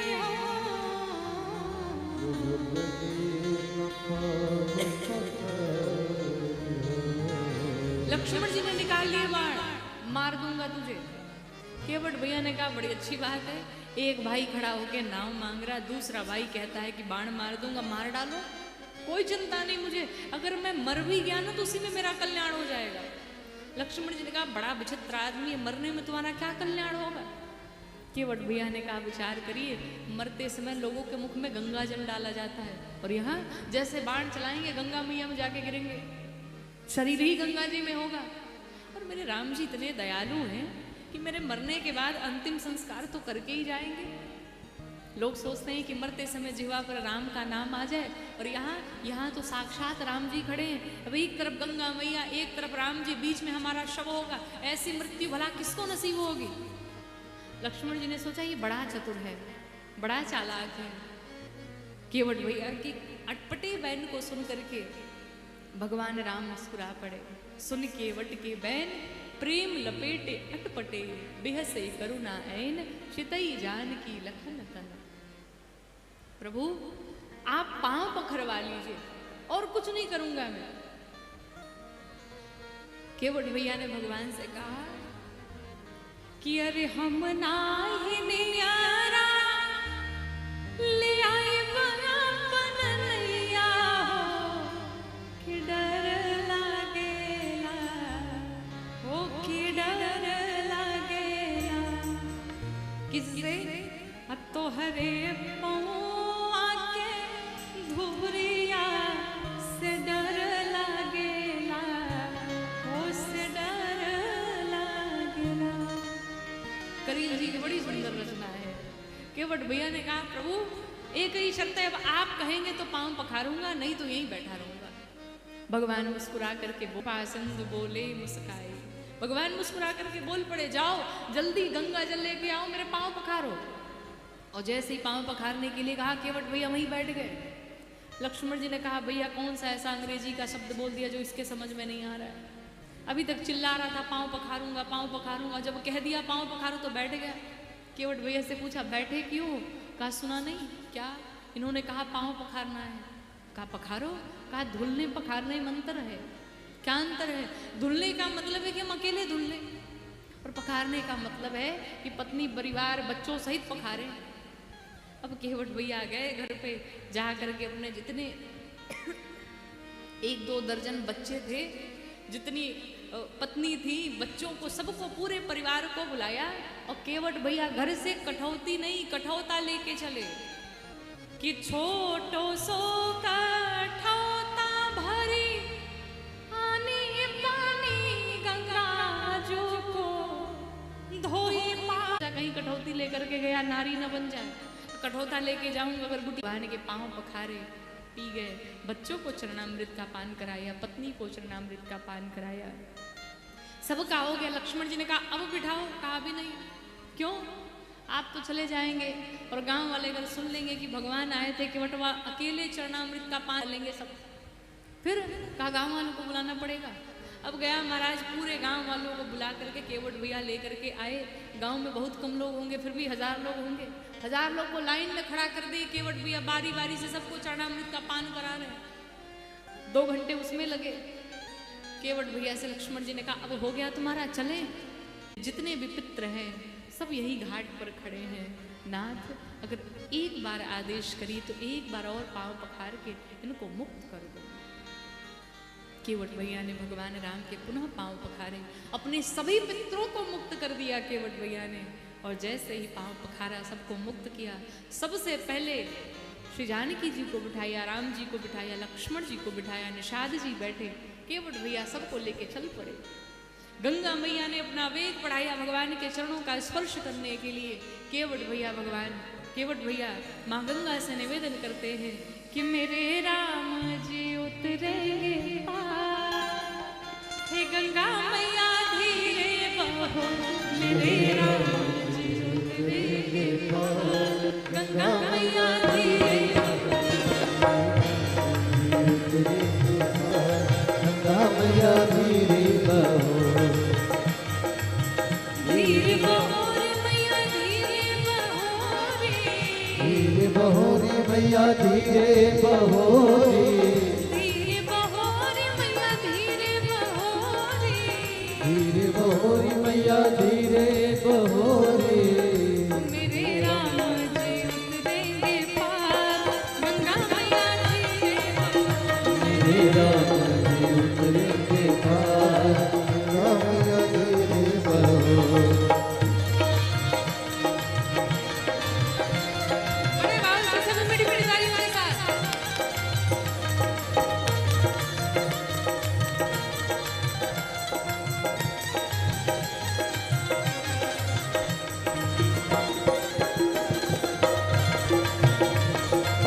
गंगा मैया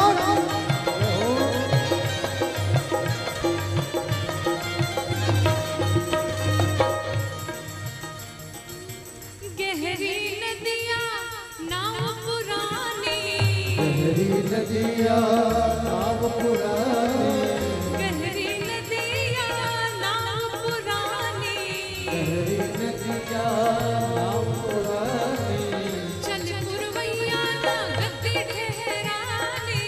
चल पुरवैया ना गद्दी ठहरानी। और मैया मेरे प्रियतम बड़े सुकुमार, गंगा मैया धीरे बहो, मेरे प्रियतम बड़े सुकुमार, गंगा मैया धीरे बहो, गंगा मैया धीरे बहो।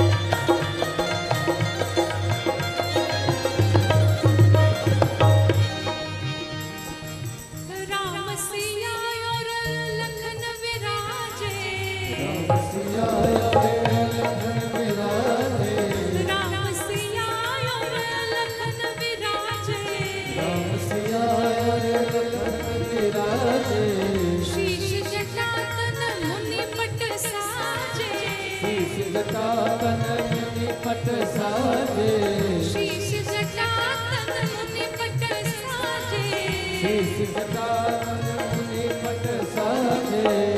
आज शोभा बनी है अपार, गंगा मैया धीरे बहो, आज शोभा बनी है अपार, गंगा मैया धीरे बहो, मेरे राम जी उतरेंगे पार, गंगा मैया धीरे बहो।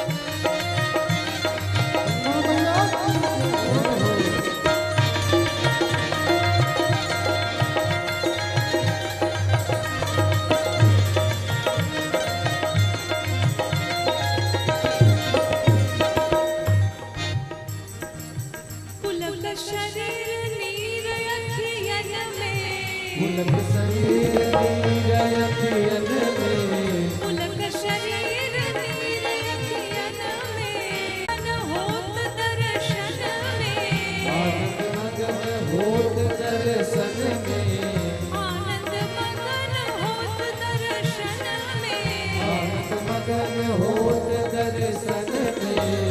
भवसागर से। और कौन कौन भवसागर से पार जाना चाहता है? पीछे वाले नहीं जाना चाहते क्या?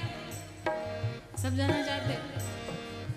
भवसागर से पार उतार गंगा मैया धीरे बहो, भवसागर से पार उतार गंगा मैया धीरे बहो,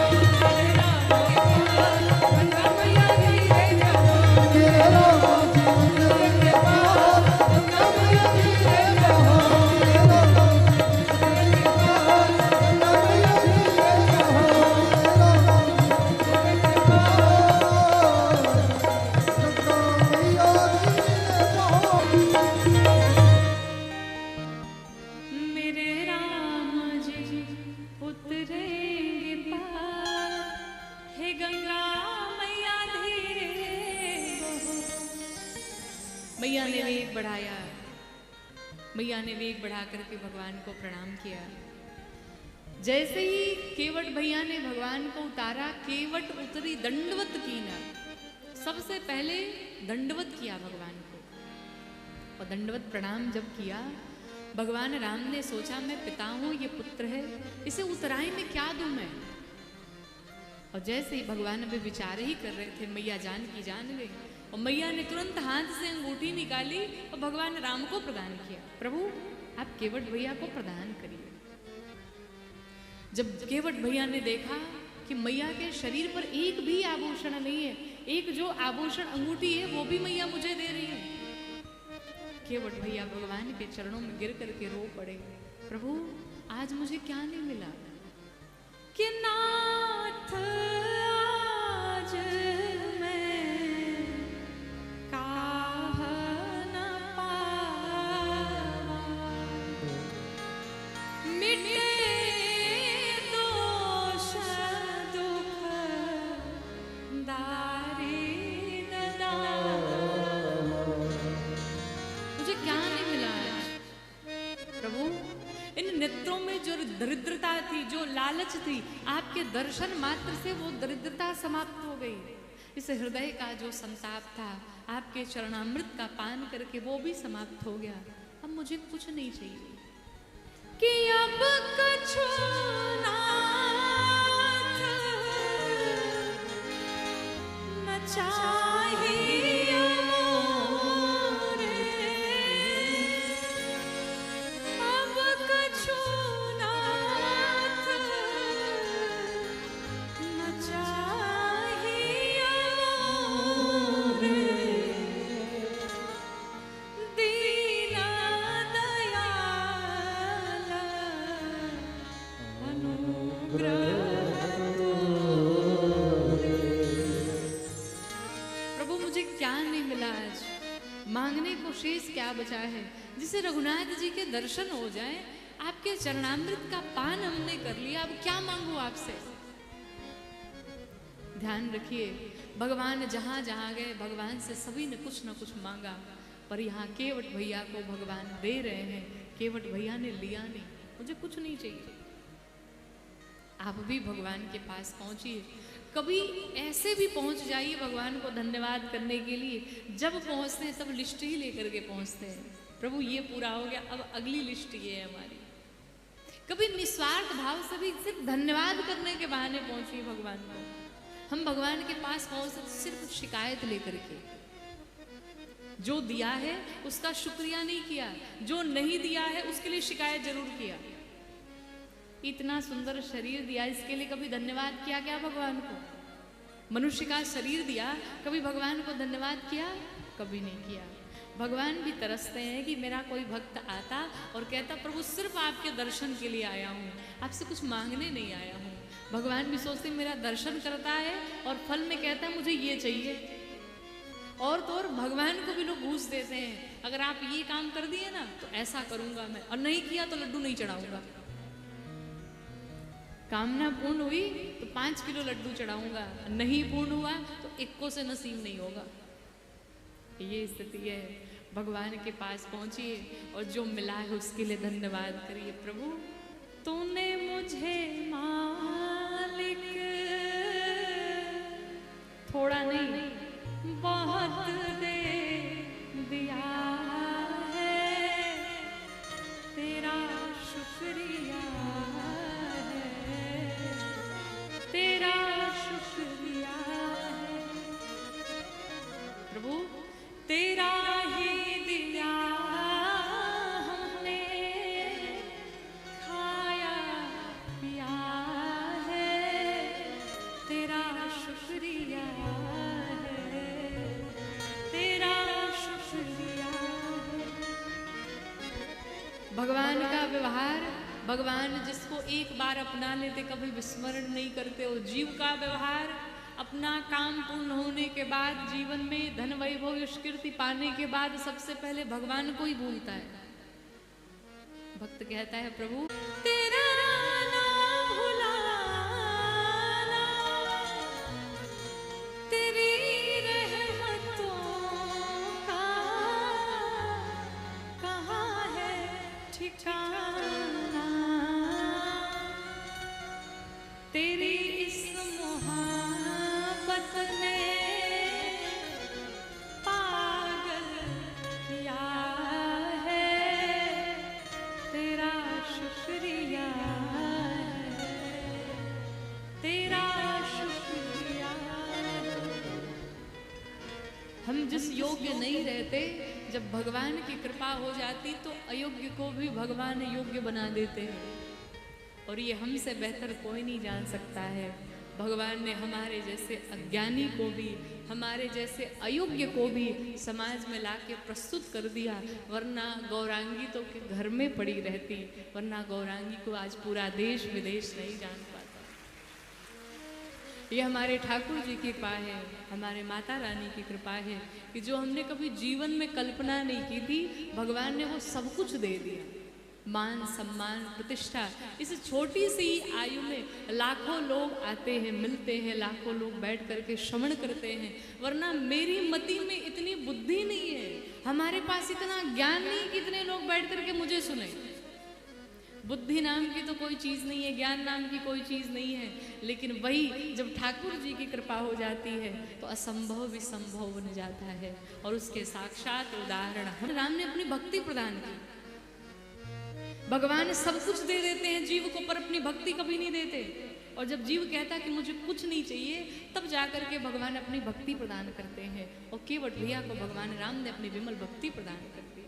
केवट भैया से विदा लेकर के भगवान चले हैं, आगे बढ़े, तीर्थराज प्रयाग में पहुंचे भगवान। तीर्थराज प्रयाग में पहुंचने के पश्चात भरद्वाज ऋषि के आश्रम में गए। भरद्वाज ऋषि के आश्रम में जाने के पश्चात संतों का दर्शन किया, त्रिवेणी जी में स्नान किया, भगवान आगे बढ़े। भरद्वाज जी ने 4 सेवकों को लगाया और संग में राम जी के विदा किया। चलते चलते एक नगर पड़ा, तो नगर में जैसे ही पुरुषों ने, स्त्रियों ने, माताओं ने जैसे देखा भगवान राम को, कोई कहता है ये लगता है कि कोई राजकुमार है, महलों के राजा हैं, कोई कहता वनवासी है, ऐसे वलकल वस्त्र पहने हुए राजा कैसे हो सकते हैं, कोई कहता घर से रुष्ट होकर के आ रहे हैं। अलग अलग सब भी बातें अपने में कर रहे हैं। माताओं की बड़ी इच्छा होती कुछ भी जानने की। माताओं में एक अच्छी आदत होती है, अच्छी आदत ही कहा जाएगा वैसे। एक गाड़ी में अगर 2 पुरुष बैठ करके जा रहे हो तो उनमें कोई परिचय नहीं होगा, पर एक गाड़ी में अगर 2 माताएं बैठ करके जा रही हैं, स्टेशन तक पहुंचते पहुंचते पूरे घर की कुंडली निकल जाती है, बात व्यवहार सब हो जाता है। और माताओं को बड़ी इच्छा होती है कि भाई उनके घर में क्या चल रहा है, उनके घर में ये लोग कैसे हैं। तो माताओं की भी इच्छा थी कि ये जानकी जी कौन है, कहाँ से आ रही है, कहाँ जा रहे हैं। माताओं ने बिठाया जानकी मैया को और जानकी मैया से पूछा आप कौन हैं, कहाँ से आ रही हैं, आप लोग कहाँ जाएंगे। और ये दोनों लोग साथ में कौन है आपके, एक सामने से हैं, गोरे गोरे से हैं, ये कौन है, इनका नाम क्या है। माताओं ने पूछा तो मैया ने अब नाम तो नहीं बताया भगवान का। क्यों? हमारे सनातन धर्म की जो परंपरा है, संस्कृति है कि हमारे भारत देश में माताएं चाहे कुछ भी हो जाए पर अपने पति का नाम नहीं लेती हैं। लेती हैं? अच्छा, नहीं लेती हैं। नहीं, आजकल नहीं कुछ कहा जा सकता, सब संभव है। लेकिन इस शास्त्र कहते हैं अपने पत्नी को अपने पति का नाम और पति को अपने पत्नी का नाम, ज्येष्ठ पुत्र का नाम, गुरु का नाम कभी नहीं लेना चाहिए। एक दूसरा नाम रख ले पर्सनल वाला, जैसे जानकी जी ने करुणा निधान रखा था वैसे आप भी रखें, लेकिन नाम नहीं लेना चाहिए क्योंकि नाम लेने से आयु क्षीण होती है। अच्छा, एक जगह की घटना, एक बार एक घर में नई नई बहू आई, तो घर में जैसे बहू आई एक दिन घर में दूध फट गया महाराज। तो ससुर जी का नाम था दूधनाथ। तो बहू गई सासू मैया से कहा, मैया अरे दूध फट गया। अब सासू मैया आई, दिमाग खराब है, तुम्हारे ससुर जी का नाम है, ससुर जी का नाम नहीं लेना चाहिए। अच्छा ठीक है, बहू तो डर गई। 2-4 दिन बीते, एक दिन तो महाराज आई, दौड़ी भागी आई, सासू मैया क्या हुआ? ससुर जी फट गए, ससुर जी फट गए। क्योंकि नाम नहीं लेना था। तो नाम बचाने के चक्कर में माताएं न जाने क्या क्या कर लेती।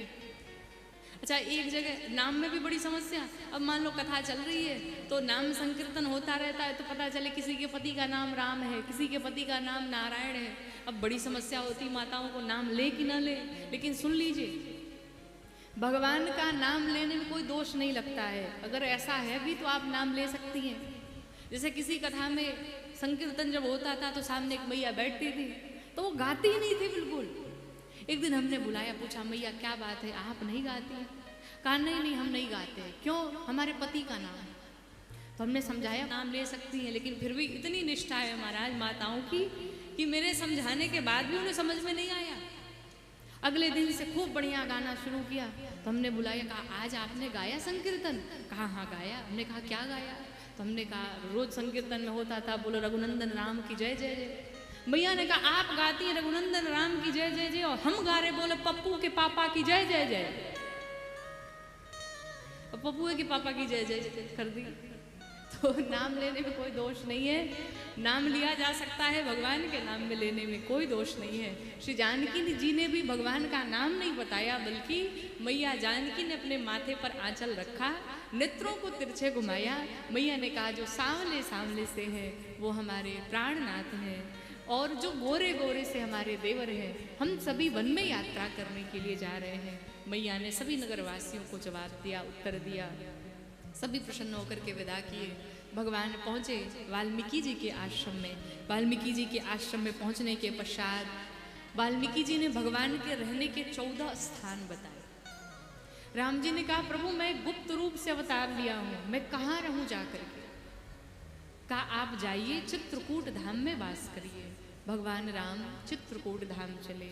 आने के पश्चात सारे देवता सारे संत आकर के भगवान की कुटिया का निर्माण करते हैं, आश्रम का निर्माण करते हैं। भगवान राम उसी में रहने लगे। उसी कुटी में भगवान रहने लगे। जो कोल भील थे, उन कोल भीलों ने जब देखा भगवान को, कोल भीलों ने कहा लगता है कोई बहुत बड़ा आदमी आया हुआ है। क्यों भाई, बड़ा आदमी है तभी तो इतनी भीड़ लगी हुई है, चल के जरा देखा जाए। कोल भील आए और भगवान से आकर के कहते हैं प्रभु आप चिंता न करिएगा, हम पूरे परिवार सहित आपके साथ हैं कि हम सेवक परिवार समेत। आप चिंता बिल्कुल न करिएगा। ये जंगल में बड़े बड़े भयानक शेर रहते हैं, चिता रहते हैं, हाथी रहते हैं, लेकिन आप बिल्कुल चिंता मत करिएगा। एक आवाज लगाइएगा, हम सभी उपस्थित हो जाएंगे। भगवान राम कोल भीलों की बातों को बड़ा प्यार से सुन रहे हैं। जैसे एक पिता होता है और अपने छोटे से बालक की तोतली भाषा में बोलते हुए बालक की हर बात सुन करके उसमें हामी भरता है, ठीक उसी प्रकार से आज जगत के पिता उन कोल भीलों की बात सुन रहे। कोल भील कहते आप डरिएगा मत, हम लोग हैं। भगवान ने कहा बिल्कुल नहीं डरेंगे, आप लोग हैं तो किस बात की चिंता। गोस्वामी जी से किसी ने कहा कि जो दुनिया के भय का हरण करने वाले हैं ये कोल भील कह रहे आप चिंता मत करिएगा, कारण क्या है इसका? गोस्वामी जी ने उत्तर दिया कि रामा ही के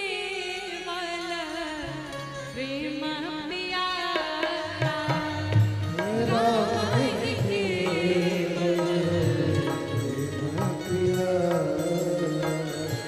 जाने ले जो जान निहारा जाने जो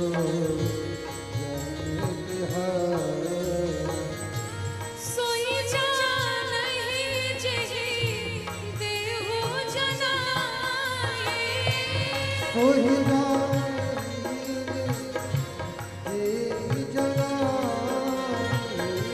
सोई जान ही जही देहु जनाए सोई जाही देहु जगाए जानत तुम्हारे तुम्हारी होई जाए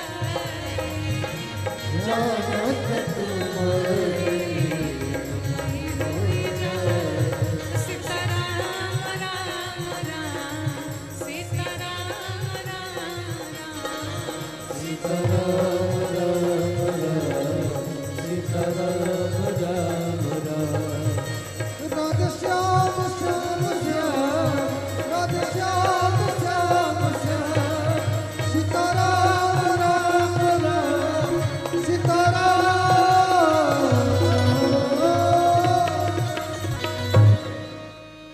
इसका सिर्फ एक ही कारण है, राम ही केवल प्रेम प्यारा।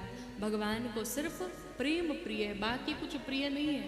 लेकिन ये सब जान नहीं सकते, वही जानेगा जिसको भगवान जन्माएंगे। और जन्माने के बाद क्या होगा? जानत तुम्हें हो ही जाएगी। जानने के बाद वो रघुनाथ जी का होकर के रह जाएगा। लेकिन ये बात सभी नहीं जान सकते। क्यों? जो प्रेम गली में आया ही नहीं, वो प्रियतम का ठिकाना क्या जाने। जो प्रेम गली में आया नहीं,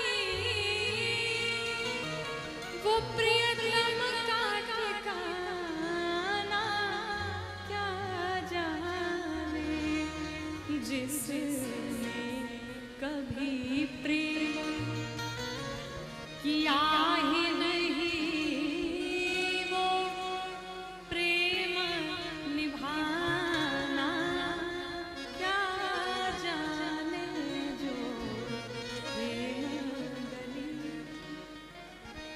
जो प्रेम गली में आया नहीं, प्रियतम का ठिकाना क्या जाने। जिस दिल में न पैदा दर्द हुआ, वो जाने पीर पराई क्या।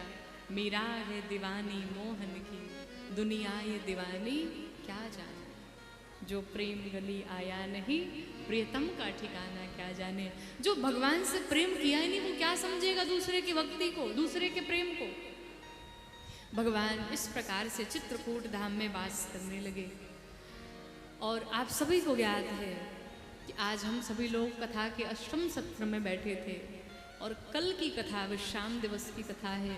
देखते देखते 8 दिन व्यतीत हो गए और कल विश्राम दिवस की कथा है। तो आप सभी से निवेदन है कि कल की कथा पूर्व होगी थोड़ी, क्योंकि सभी को जाना भी है। 8 दिनों तक नहीं आए चलेगा, पर विश्राम दिवस की कथा में अवश्य पहुंचे। और भगवान राम वन में चले हैं। भगवान राम को हम सभी मिलकर के ले जा करके अयोध्या जी में राजगद्दी पर कल बिठाएंगे। कल भगवान का अभिषेक होगा और भगवान राम कल राजा बनेंगे। और भगवान के राजा बनने में हम सभी मिलकर के खूब बधाइयाँ गाएंगे। तो कल की कथा सायं 5 बजे से प्रारंभ हो जाएगी। आप सभी समय का कल विशेष ध्यान रखते हुए कथा प्रांगण में 5 बजे सायं पहुँच जाएं।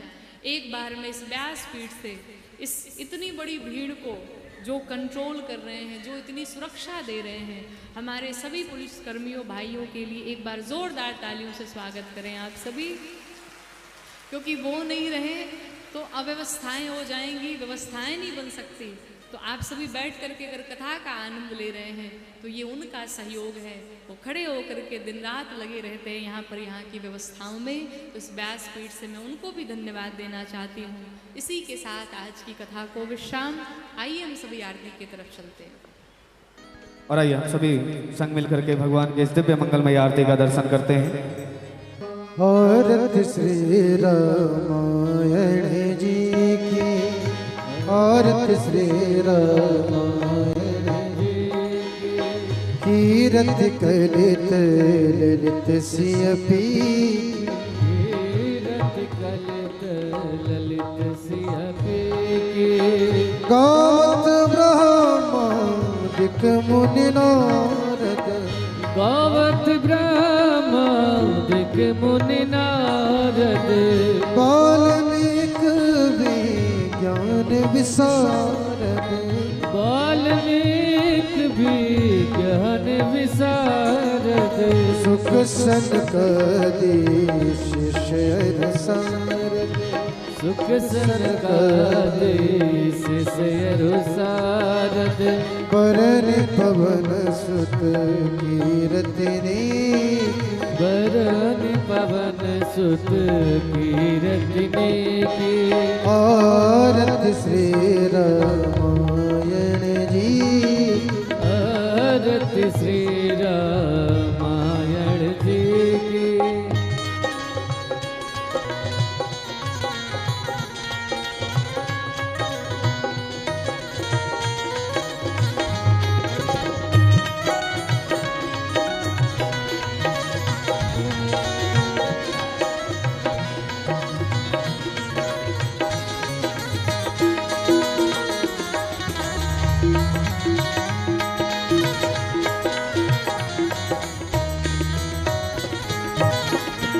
गावत वेद पुराण अष्टदश, गावत वेद पुराण अष्टदश। शो शास्त्र सब ग्रंथन को रस। छो शास्त्र सब ग्रंथन को रस। मुनि जन धन संतन को सर्वस, मुनि जन धन संतन को सर्वत। सारंस संमत सबही, सारे अंश सम्मत सबही की। आरती श्री रामायण जी, आरती श्री रामायण जी की।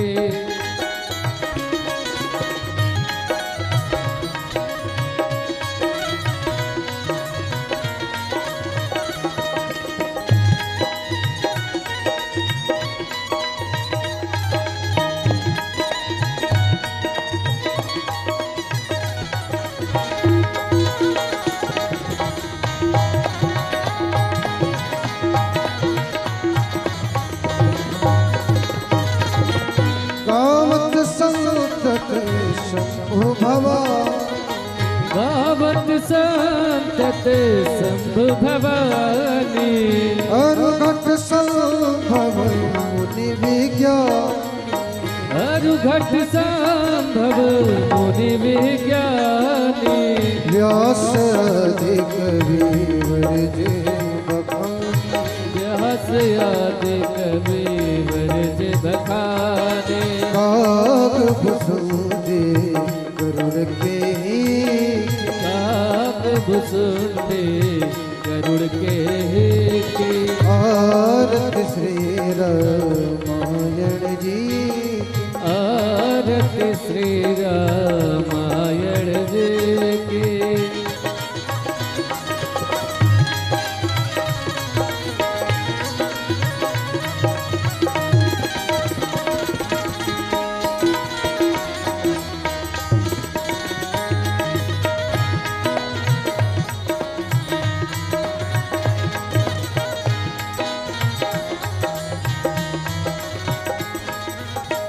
कलिमल हरणी विषय रस पी, कलिमल हरानी विषय रस फीकी। सुभग सिंगार मुक्ति जुगती सुभग श्रृंगार मुक्ति जुगती की दलन रोग भव मोरी अमी दलन रोग भव मोरी अमी के पात मात सब विधि तुलसी तात मत सब विधि तुलसी की भारत श्री रामायण जी की भारत श्री रामायण जी की तीरथ कलित ललित सियपी की तीरथ कलित ललित सियपी की कर्पूर गारम करुणावतारम संसार सारम भुजगेन्द्रहारम सदा वसंतम हृदयारविंदे भवं भवानी सहितं नमामि त्वमेव माता पिता त्वमेव बन्धु सखा त्वमेव त्वमेव विद्या द्रविणं त्वमेव सर्वं मम देव देवा हरे राम राम राम हरे हरे हरे कृष्ण कृष्ण कृष्ण हरे हरे हरे